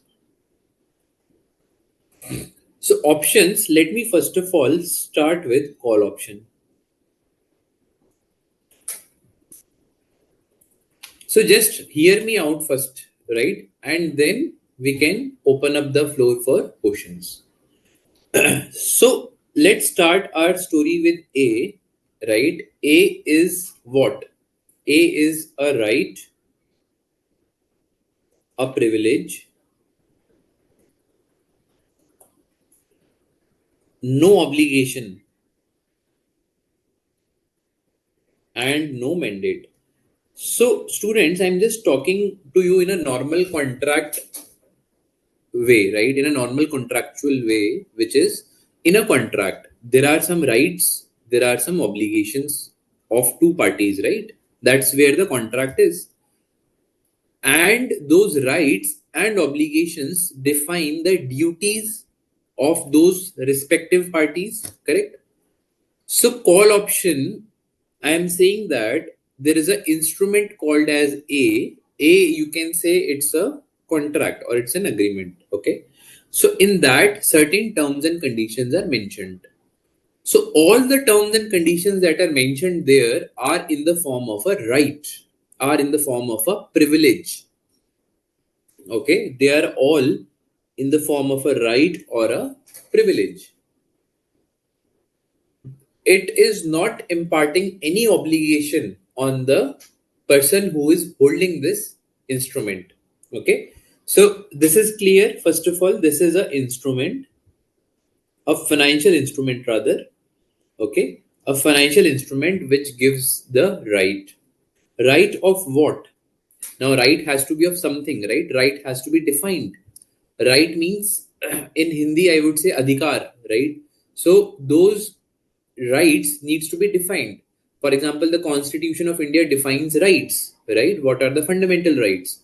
So what is the right here? The right is to buy.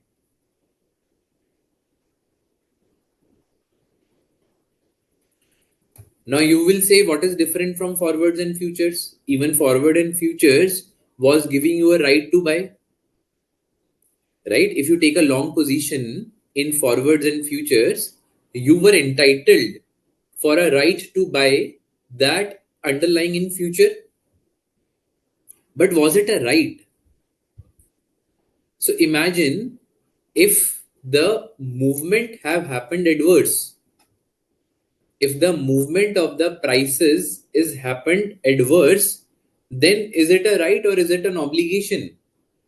It became an obligation in forwards and futures, right? Because you will have to honor the commitment. You will have to still buy it. If the prices goes down, then at what you have agreed to buy, still you have to buy it at the price at which you have agreed. Remember, the procurement manager has to buy the crude oil even at a even at the same price at which he has agreed, even if the prices in the market have come down.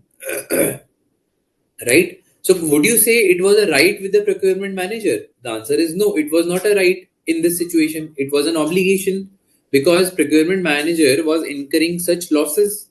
Correct? So the other case in options is that a right will always remain a right. If there is an unfavorable situation, just like this in forwards and futures, this right will not be exercised. That's all. But it will not compel the holder of this option to incur a loss and execute the transaction. Clear? So, first of all, there is a right to buy. Now, to buy what?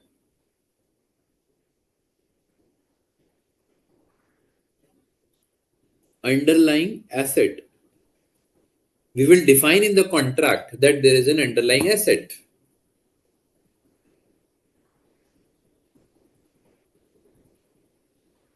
At a specified price. Even this also will be mentioned. See, whenever you define a contract, you will always want to define that contract in such a way that all the terms and conditions are properly specified, right? So you are specifying that you have a right to buy an underlying asset. So underlying asset will be what in our case? We are always taking an example of X Limited equity share. Let's take that here itself. Equity shares, right? So X Limited equity share is the underlying asset for which the price is also defined at a specified price, which is at a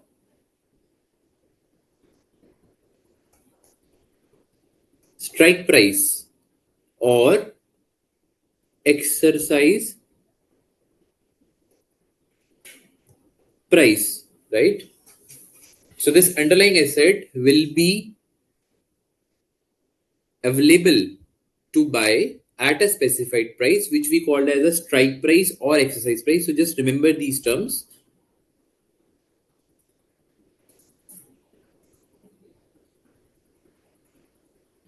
Now there can be two things that are possible here, either or, okay, either one or second. So first one is at an agreed date. So students, you remember, right? We said at an agreed date. So sorry, we said that every derivative has an expiry. So there has to be a date related term also. So we are saying that A gives you a right to buy an underlying asset at a specified price on a specific date, right? This is what the definition is. Or the second variant in this can be A is an instrument which gives you a right to buy an underlying asset at a specified price up to an agreed date.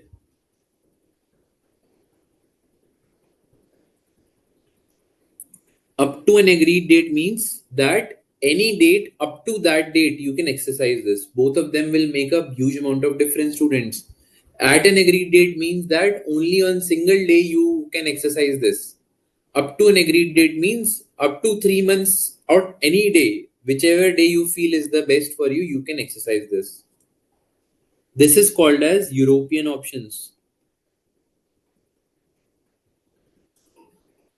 These are called as American options.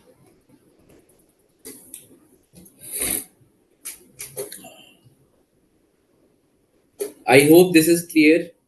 Till now, the discussion is clear. Yes, sir. Clear, sir. Perfect. We are talking about call option. Now, why there is a definition as option? Why are we calling it as an option? Because we have an option, right? In case the prices are unfavorable, we will not exercise this, and hence there will be no implication to us. However, in forward and futures, if the prices are unfavorable, we still need to exercise that and bear the loss. Okay, again, I'm repeating. I will keep on repeating this so that it fits into your mind. Okay, so A is a right to buy X Limited's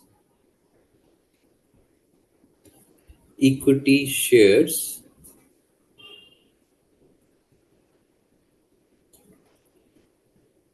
priced at 100 per share. Let's say 100 per share is what we have assumed to be the exercise price on 90th day from today. Can anyone tell me I'm talking about European option here or American option here? It's a European option. European. Very good. It's an European option. Or I can also give a second variant here. A is a right to buy X Limited's equity shares priced at 100 per share up to 90th day. Can you see the difference? Only one word can actually change a lot. On or up to 90th day from today, which is effectively any day up to 90th day. We're talking about which options here, students? American option. American option. Very good.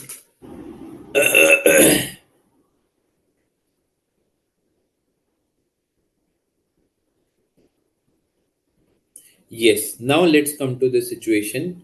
We are, let's say, sitting on 24th of September today. Okay.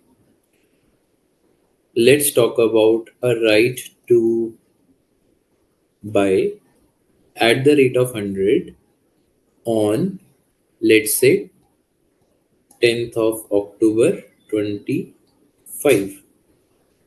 Okay. And this we are talking about European options as of now. Okay. Let's take it as European option for the simplicity because European options are simple.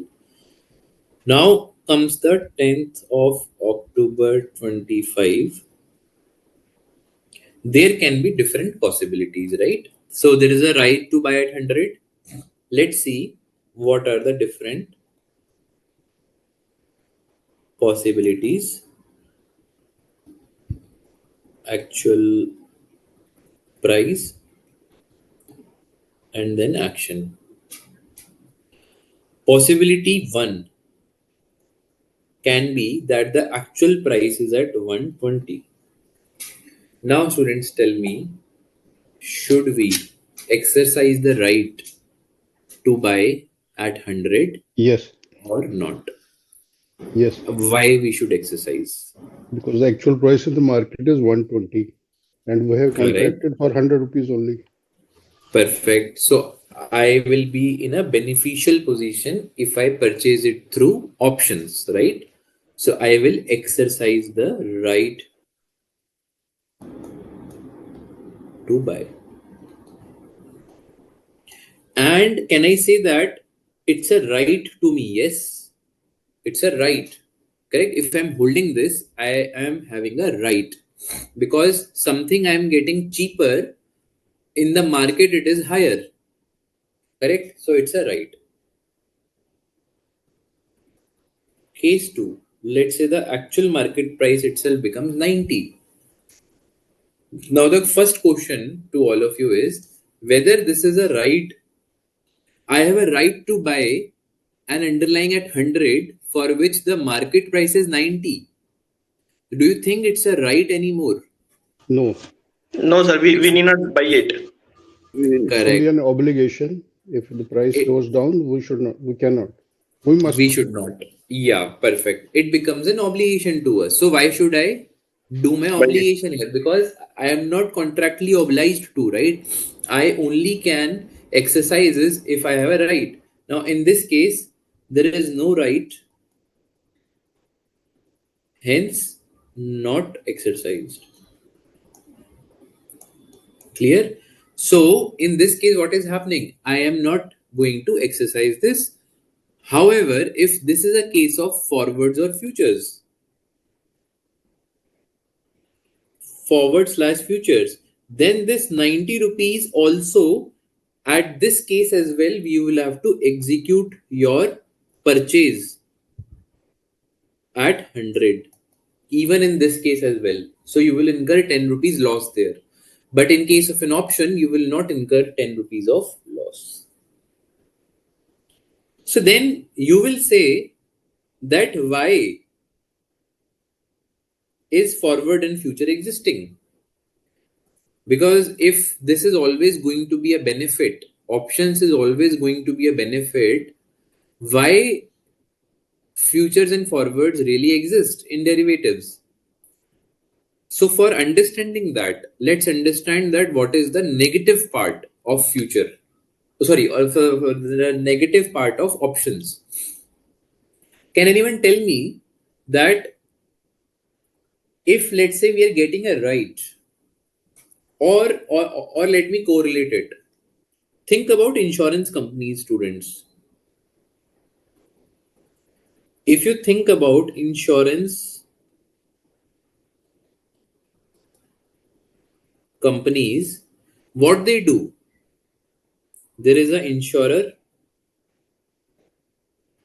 or let's say, let me take an example of a company itself for the simplicity. There is a company A who has taken insurance. Okay. And company A is insured in case of any risk. Let's say there is a fire broke out at their factory. Now insurance company will come in and give them the claim. So that's the benefit that they're getting. That's the right that the company A is having from the insurance company. Correct? Yes, sir. But insurance company is charging what to the company A for giving that right? Premium. Premium. Yes. So there is a small consideration, and you would always see that premium is very small to the sum insured, right? For example, 100 crore is the amount of sum insured. Against that, let's say 1 crore, they will be charging the premium. I'm just taking an example. Okay. So the premium value itself is very disproportionately lower to the underlying sum insured value. The similar concept applies to options. So in this case, the option holder, or let's say the person who is having this right to buy, will have to pay a premium to purchase this right to buy. So this right to buy is just like an insurance, right? For purchasing this insurance, they will have to end up paying some premium. Clear? So what happens in forwards and futures? You are not paying any premium. You are just doing a speculation. You are just trying to get into a situation where if the prices increases, you gain. If the prices goes down, you lose. In the case of options, you end up paying premium, which becomes your sunk cost. Right? Once you paid the premium, you will not be able to recover it back. Same thing happens for insurance companies also, right?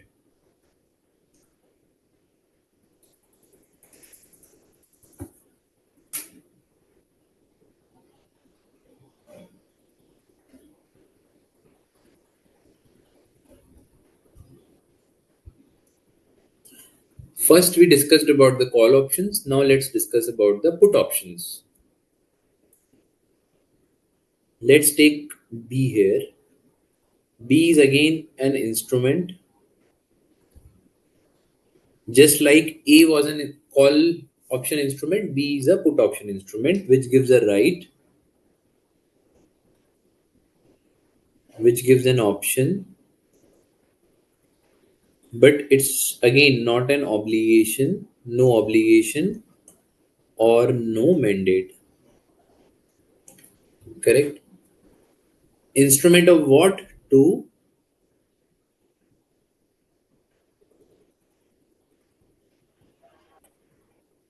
sell. It's an option to sell now. Call option was an option to buy. Put option is an option to sell.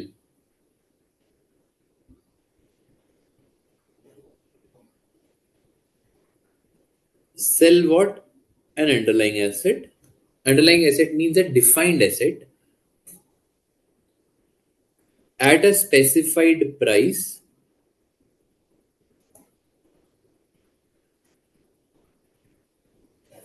which is again called as strike price or specified price or exercise price. So this will be clearly mentioned in our discussions, right?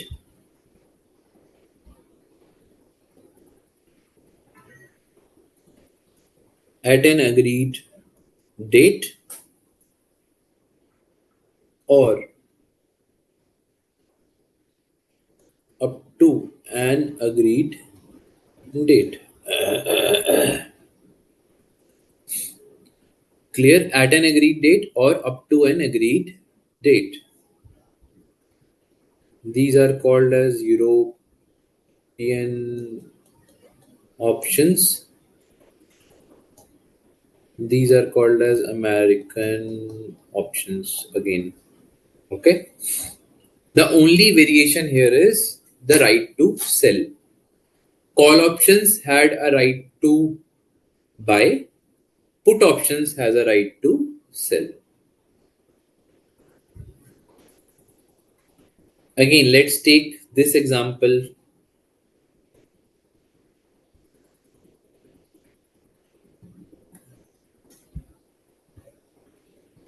Right to sell at the rate of 100 on 10th October 2025 with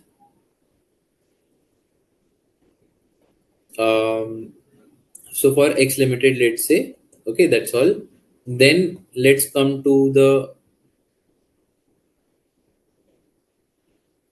possibilities.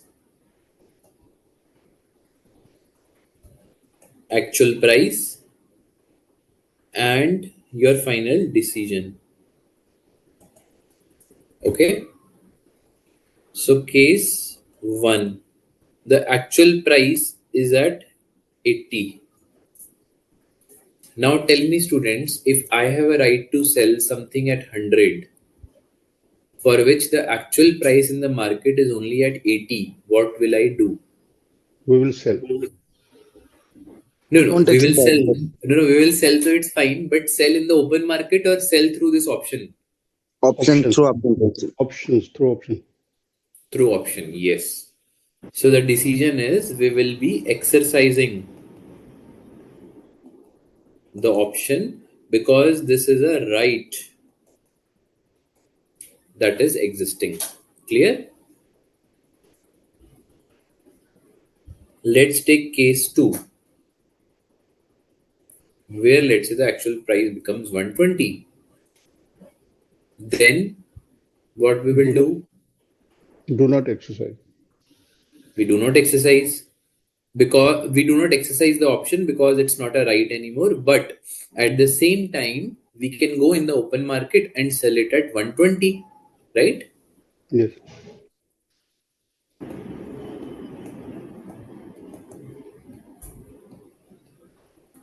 Had this been a forward or future, we would have end up having a loss of 20 rupees because we will have to execute it here Forward price. on forward price, right? Okay, students. So this actually is the concept of call option and put option.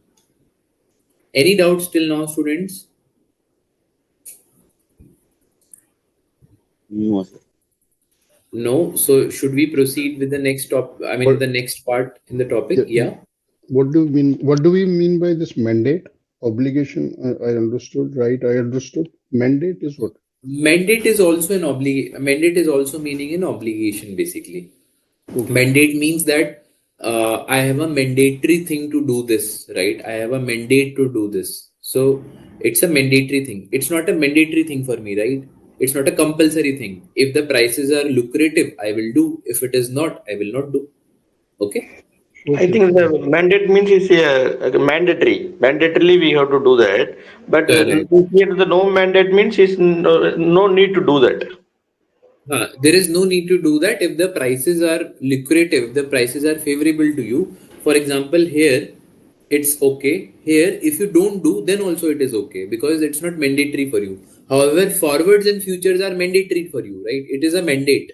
You will have to do through forwards and futures only. Otherwise, you will face penal consequences. So Chitra is asking for put options, you'll need to hold the assets first. The answer is yes. Because if you're not holding the asset first, then how are you going to sell it? Right? So practically you are right. For doing this, you will have to hold the assets. Sir, whether it is a cross settle or net settle, sir? This is a net settled always. Options are always net settled.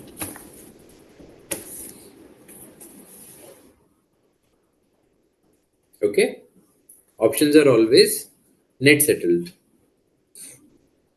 It can be gross settled if, let's say, if it is over the counter, right? But however, we are limiting our discussion on the options that are dealt in a stock exchange. Now, let's come to the parties to the option.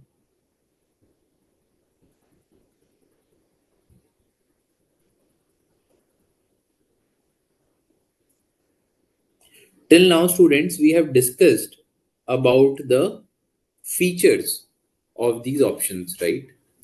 What are the features of a call option? What is the feature of a put option? Now let's discuss what are the parties to the option. There is a buyer, there is a seller, right? Buyer is whom? Buyer is buyer of the right. Seller is actually seller of the right. Correct? So we are not talking about the buyer and seller of the underlying again here, students.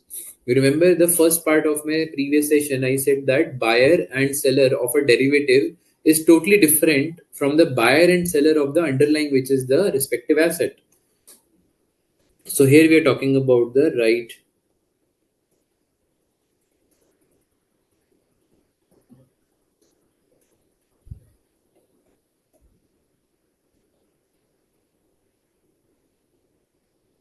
Here we are talking about the right to buy. So the right to buy with the buyer, right to buy with the seller, not to be confused with buyer of underlying, not to be confused with seller of underlying. Which means a buyer can seller can be anybody else. Yes, seller can be anybody else. Both of them can be third, fourth parties, not the first, second parties. Okay. Just here is they are assuming and they are putting that buying and selling. Sorry. Here in this contract, they are assuming they are the buyer. They are assuming they are a seller. Yes. Okay, I'll tell you. So there. So I'm saying that the option buyer and the option seller today are not the same person who are dealing as a equity buyer or the equity seller in the spot market. Okay. Now on expiry, once they execute the contract of options, then also the buyer of the right becomes the buyer of the underlying through that contract.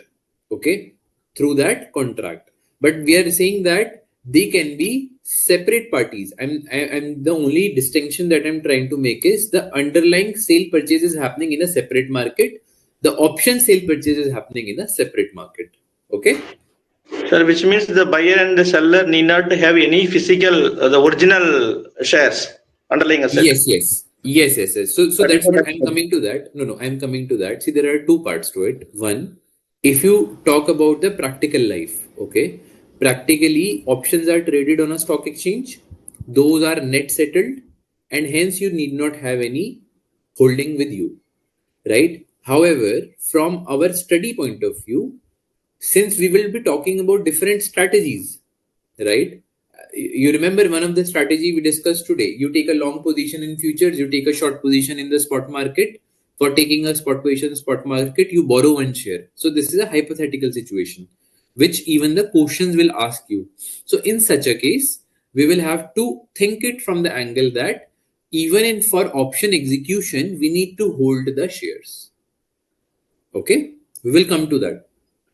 But practically, options are always exchanged on a stock exchange for which the settlement also happens on a net basis. Now, that's what I'm trying to say here. On expiry, on settlement, this person will become buyer of underlying and this person will become seller of underlying. Clear? On expiry, but when this is executed. Now, let's talk about right to sell. This is a tricky one now.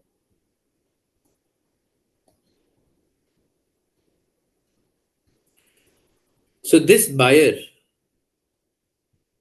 is a buyer of right to sell, and this seller is the seller of right to sell. Okay, what is being traded here? Right to sell. Right to sell is being traded between a buyer and a seller. Buyer is paying premium to the seller for receiving the right to sell.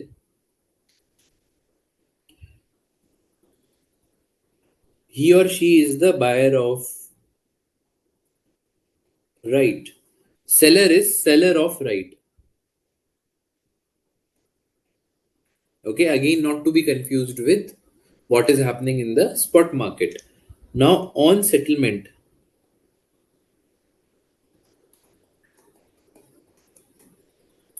or expiration, the buyer of the right to sell will become what, students? Tell me. Seller. Very good. He or she will become seller of the underlying. It's very simple, right? I have purchased a right to sell. If I have a purchase right to sell and I am executing that right, then I will become the seller, right? And for becoming a seller, I need to hold that asset with me. Okay, again, from a theoretical understanding, I'm saying I need to hold that asset with me. Clear? If the right to sell is, if I am the seller of right to sell, I have given you the right to sell to me. Then, if you execute that right to sell, then I have to purchase that asset, right? So I will become buyer of the underlying in such a case. Clear? So I hope both the propositions are clear. Buyer of the right will become seller of the underlying. Seller of the right will become buyer of the underlying in case we are talking about right to sell.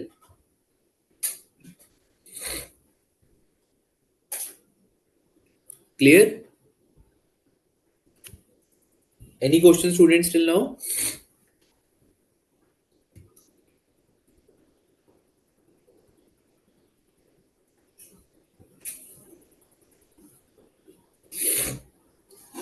In case not, then we can move ahead. Otherwise, I'm just... So these are the building blocks of options. Okay. Now I think the last thing which is left from my side for options, then I think your understanding would be good on options. So let's talk about Mr. A and Miss B. Okay, let me jump here itself. So the buyer of any option, whether right to sell, right to buy, is called as holder of the option. Holder of the option means that I'm holding the option. I'm holding the right. Seller of the right to buy or seller of the right to sell is called as writer of the option. Okay, because this particular person is writing the option. Writing the option means they are undertaking the risk. If tomorrow the right to buy or right to sell gets executed, they will have to undertake the risk.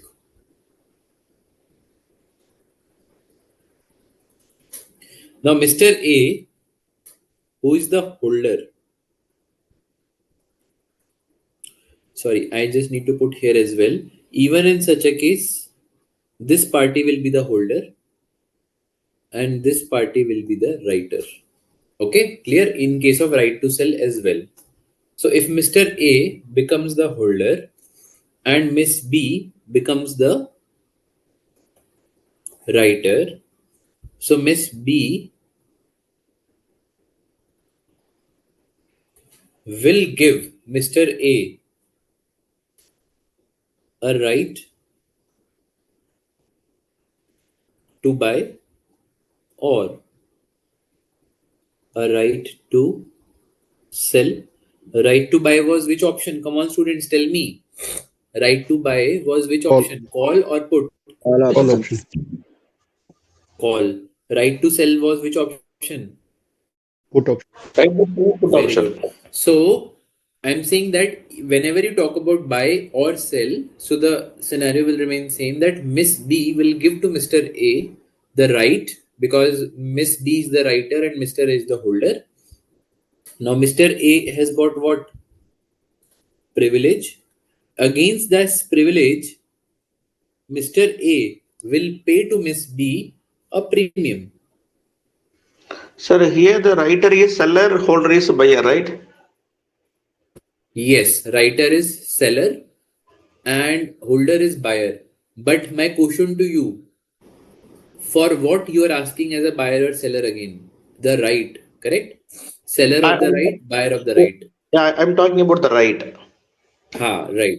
So for this right to buy or right to sell, whatever is the case, seller is the writer and buyer is the holder. Just I mentioned here as well. Buyer is holder, seller is writer. Similarly here as well. Okay, clear? Now you can imagine that this writer is an insurance company and this one is the end user of the insurance, right? The similar arrangement is there as well. Clear, students?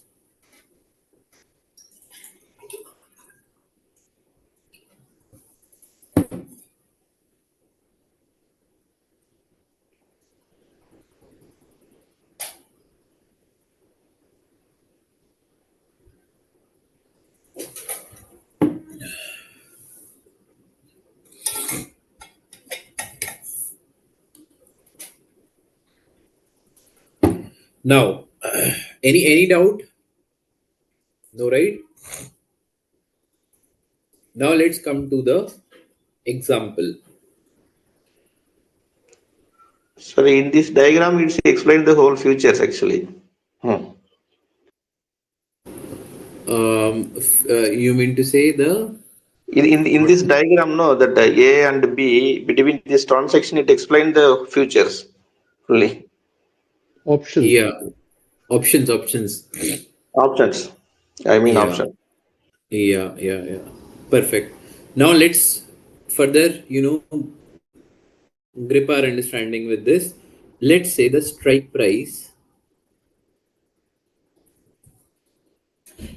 is 110, spot price is 100, time to expire is 3 months. I am talking about European option, okay, which is on a specific date the expiry will happen. X limited equity shares are the underlying asset. Now let's talk about call option first. Call option, let's devise this. See, always whenever you talk about options, right, at least initially till the time, let's say, concepts are getting clear, always try to convert this into a plain English. You will be able to understand it better, because always we're talking about rights here, right? So call option means a right to buy X Limited's equity share after 3 months at the rate 110 per share.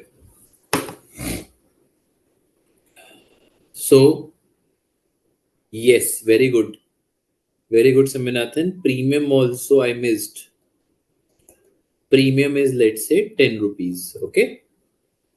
So, Mr. A, who is the holder of this right, will pay premium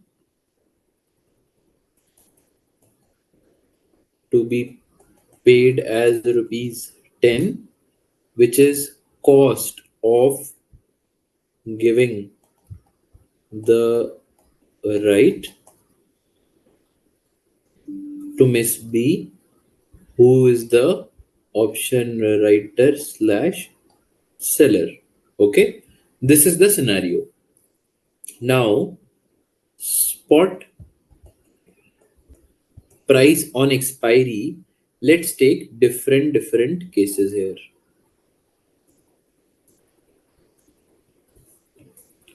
Let's take a case of 125, 95 and 110.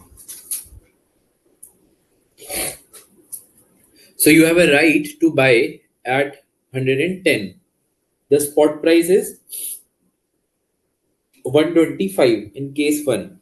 So this spot price at 125, is it favorable or unfavorable? Unfavorable. Why?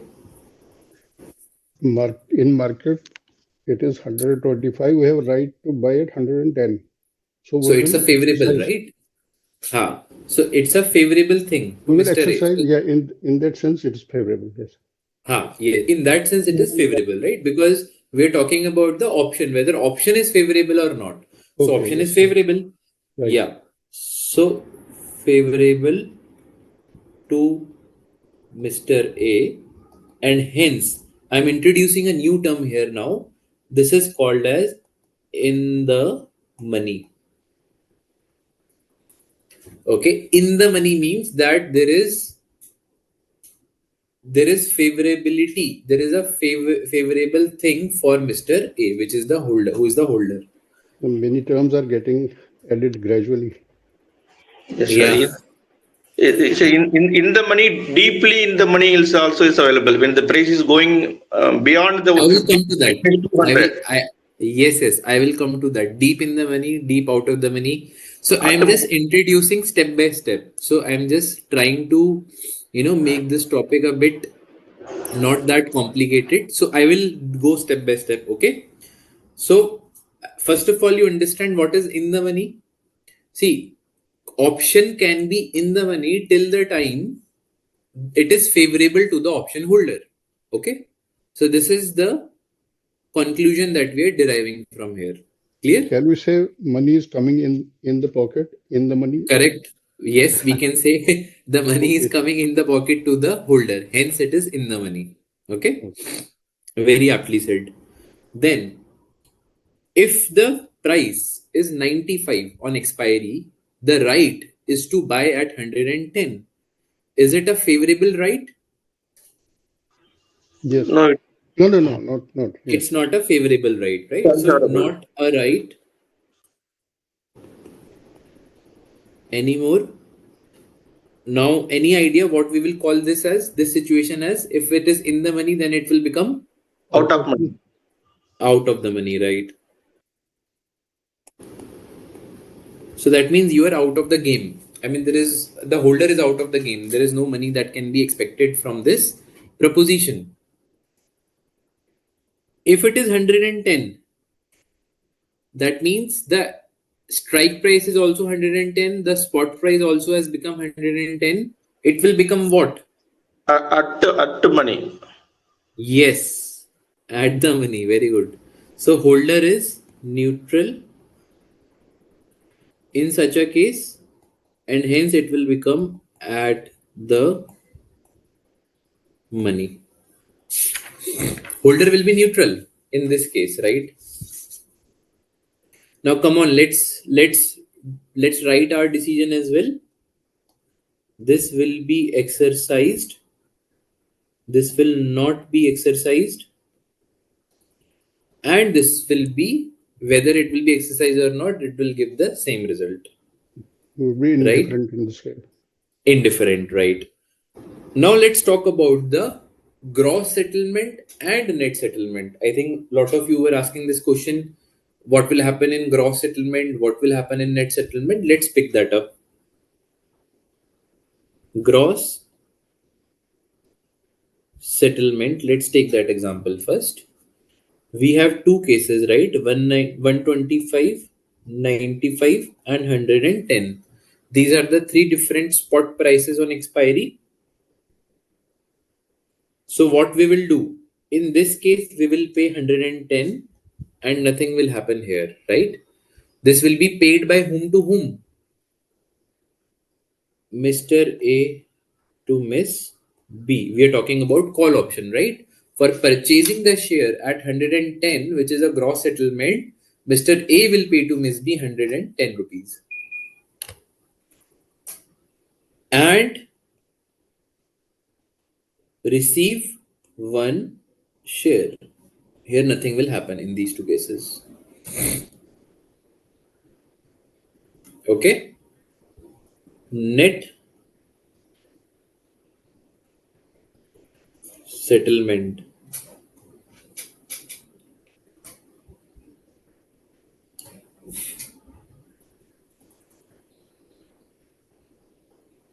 Net settlement, students, will happen how? Again, let's take these three, 190, 125, 95 and 110. In first case, 110 was the strike price. 125 is the market price. So whether option holder, which is Mr. A, who is Mr. A, will receive or pay the amount? Pay them. Think again. We are talking about net settlement. He will receive the differential value. What is that? Okay, yes. There would be no, okay. There would be no delivery. Actual Yes. delivery, here's only Actual delivery is not happening in this case. It's just a net settlement. Very good, Chitra. You have also reverted correct. So 15 rupees will be received by Mr. A. Now let's talk about this 95. Whether Mr. A will pay or receive. No. No, sir. He will not do anything. He will not receive anything. And why so? Because he will not exercise that option. No, why? Because 110 is the strike price, 95 is the market price. Ideally, Mr. A, who is having this option, should pay 15 rupees option writer. There would be premium. Yes, sir. He is actually losing. He is paying to that option that trade exchanging. Perfect. So there is nothing that will happen. Had this been a forward or future, this 15 rupees would have been a loss. Loss to him, which he will pay to the exchange. Correct. Which they will pay to the exchange. But since this is not forwards and futures, there is no gain, no loss here.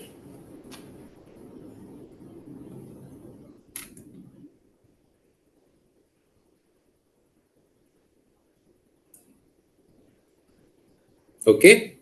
Now, in the last case, nothing will happen. 110 was the strike price. 110 is the other price. Now, on inception, what would have happened? The premium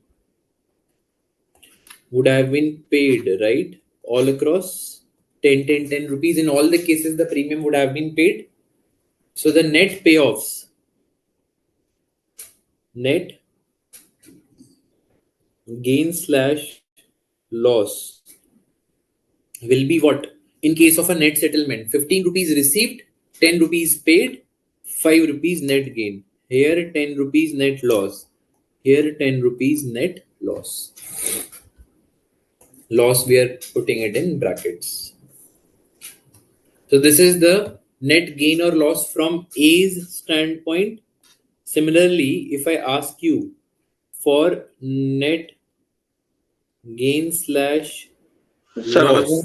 Sir, once we put the premium, then we have to put the receipt also. We have to add. Then only finally whether it is net or loss. See, I mean to say on the inspection, okay. Yeah. Okay, sir. On the inspection, it is correct. And you put minus 5 and 10. 5 is your profit, right, sir? How we arrived at the profit? Then we have to put the receipt as well, right? Yes. So that's what I have taken plus 15 minus 10 and hence plus 5. So when I am referring, it's not giving the meaning. That's what we can add the receipt. Then we can finally give the final answer. Am I right? No. Wait. So if the question asks you to calculate the net gain or loss, okay, what you will do, you will say that okay, on inception I have paid a premium of 10 rupees, and on expiry I have got 15 rupees back. So my net gain or loss is 5 rupees gain because I'm getting 5 rupees extra. Plus, If that, in the that, second that case, okay, that I yeah, understood, sir. The thing is that how the 5 rupees came. This is not explained in this. no, okay, so you want me to put it like this: A and B, and we can say, okay, not A and B because these are the name of the option writers and sellers. Let's say X and Y, okay, and here, sorry, X and Y. Here we are doing as X minus Y. Clear? Yes, sir. Now it's very clear. Thank you. Yeah. Okay. So we have done like this only, that whatever we are receiving on the net basis, we are adjusting against the inception amount of cash flows. Okay. Then let's talk about net gain or loss from B standpoint. Right? That was above table was from the A standpoint. So B will happen to what? B will happen to, if there is a gain to A, B will happen to lose 5 rupees. If there is a loss to A, B will happen to gain 10 rupees respectively. Right? Clear? I can also show you this for B. This is from B standpoint. Receipt of premium 10, 10 and 10 minus payment on expiry 15, 0, 0. Sorry. And hence this becomes minus 5, 10 and 10. Clear? Which is quoted above. Okay, sir. Thank you, sir. Okay.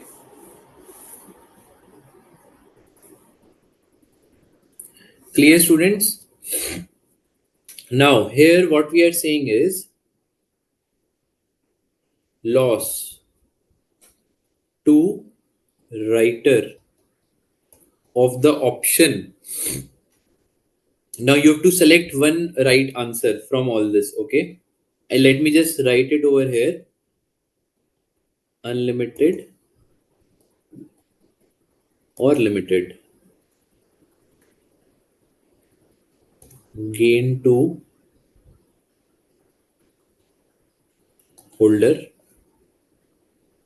Similarly, gain to writer, loss to holder.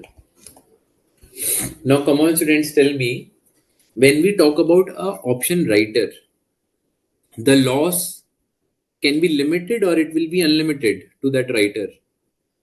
It can go to any extent. Just think and then answer. Now, in this only, please assume that if let's say the price itself was 150 instead of 125, then the loss to the writer would have been how much? Only the premium amount 10 rupees. No, we are talking about from the writer's perspective. The premium is a gain to the writer, right? Because the premium is coming Okay. in for the writer. The loss to the writer is actually the differential that the call writer is paying to the call option holder, which is actually unlimited. Unlimited. Correct? It can be unlimited in case of a call option. Gain to holder. So the loss to the writer will become the gain to the holder, and hence it is unlimited, right? It can be unlimited gain. The gain to writer is always limited to the extent of premium. Correct? So maximum that a writer can earn in a call option is equal to the premium, and loss to the holder is also limited to the extent of premium, students. Clear?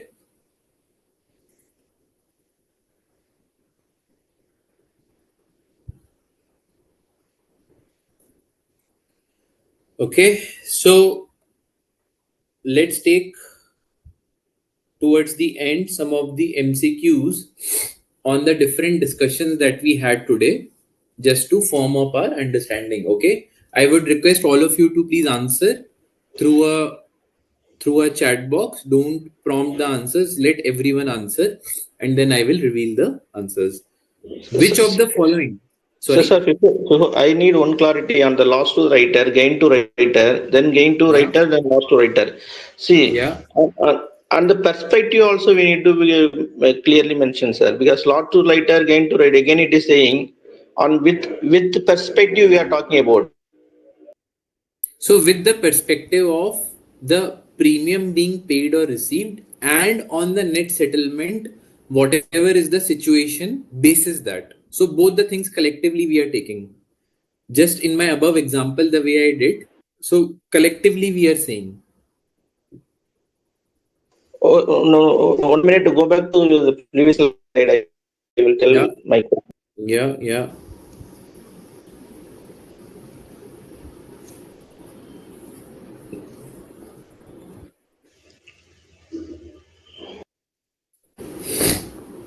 Yeah. This one. Tell me.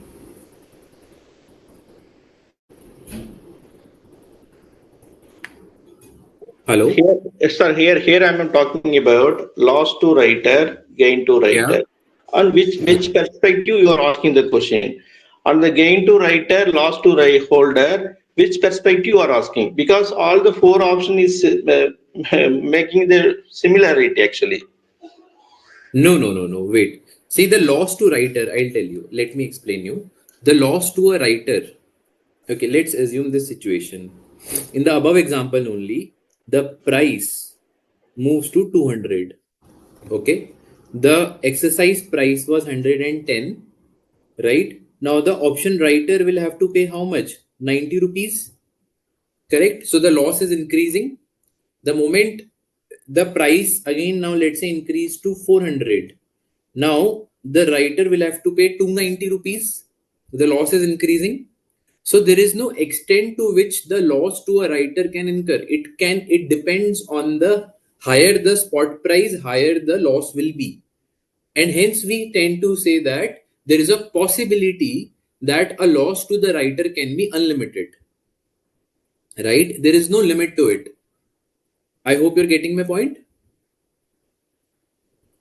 Yes, your question is clear, sir. But however, the fabrication, see, loss to writer, gain to holder. Again, the gain to writer, loss to holder is there. See, Yes. if you look at the loss to holder, Yes. then and gain to holder. So I'll tell you, Okay. these two situations are similar and these two situations are similar. Because Uh, if writer is gaining, the holder is losing. The holder is gaining, the writer is losing. So I just explained, right, above. If 5 rupees A, so here, if 5 rupees A had gained, 5 rupees B had lost. 10 rupees A had lost, 10 rupees B has gained. So this is what we discussed above, right?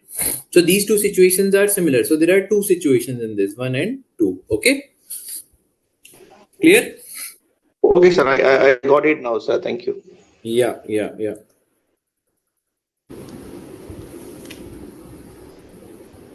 Let me move to the MCQs. Yes. Come on, students, all of you should answer this. Which of the following is true about margin requirements in future trading? Only the buyer post margin, only the seller post margin, both buyer and seller post margin, no margin is required. This is an easier one. Very good, Chitra. You have reverted.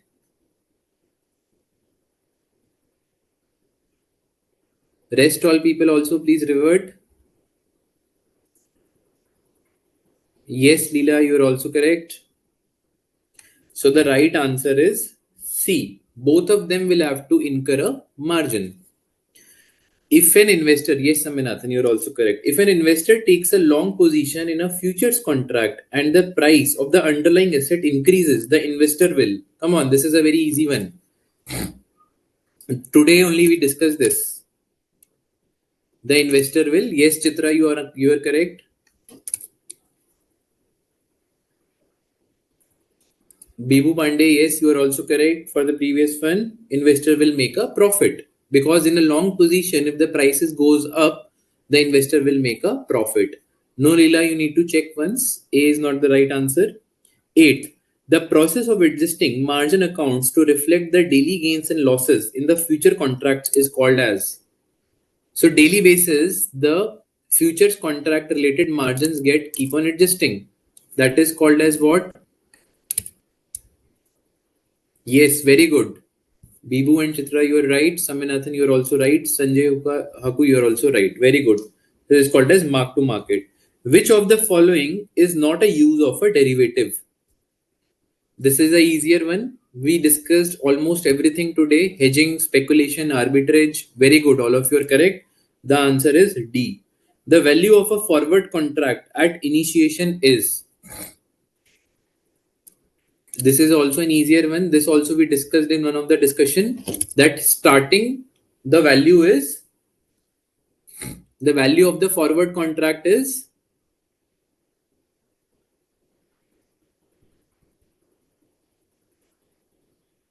no. So it is actually so okay. Let me tell you the value. The value is the difference.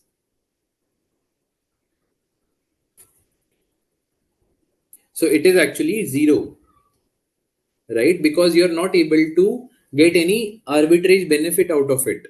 So it is actually 0. So this brings us towards the end of today's session. So I would like to hand over to Ashish sir for the closing remarks. Thank you. So Thank you, Devas sir. Yes, any doubt? No, sir. I am thank you so much to sir because he explained in details way each concept and clarity. Thank you so much to him. In fact, Devas sir, my last question was also I was wrong. The value of a forward contract at initiation is actually some student may have said A, I guess. Yes. Actually, I tell you the reason.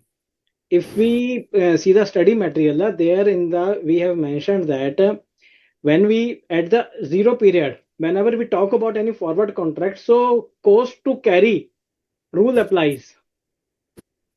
Okay, that might be the reason. Yes, sir. You're right, sir. Yes. So that way, I think this question is we can say that is some kind of ambiguity is there. Okay, your perspective is also right, because when we compare with the spot price, we can say that forward price.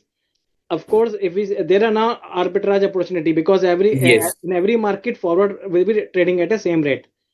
This rate tomorrow some rate changes, then of course then some arbitrage possibility can arise. But everyone as on date will compare it with the spot market. So I think A answer can also be a possible answer. Right, sir. Yes. Okay, that's my view. If you have any differences, so then we can discuss it. So Right. my submission is that I think A can also be a possible answer because I have to see from the all angles. Whenever from the student perspective, I have to also see it. Okay, Yes. student. With this, we have come to the end of this session. Today's session. Now, in today's session, Devas sir has covered the topic of option. Now, student, option topic is very important for foreign exchange chapter as well, because here once you understand the difference between call option and put option, then you will not face any problem in the chapter of foreign exchange, because there you have to take call option or put option. It depends on which in which currency the quotations have been given and what position you have to take. So it matters a lot.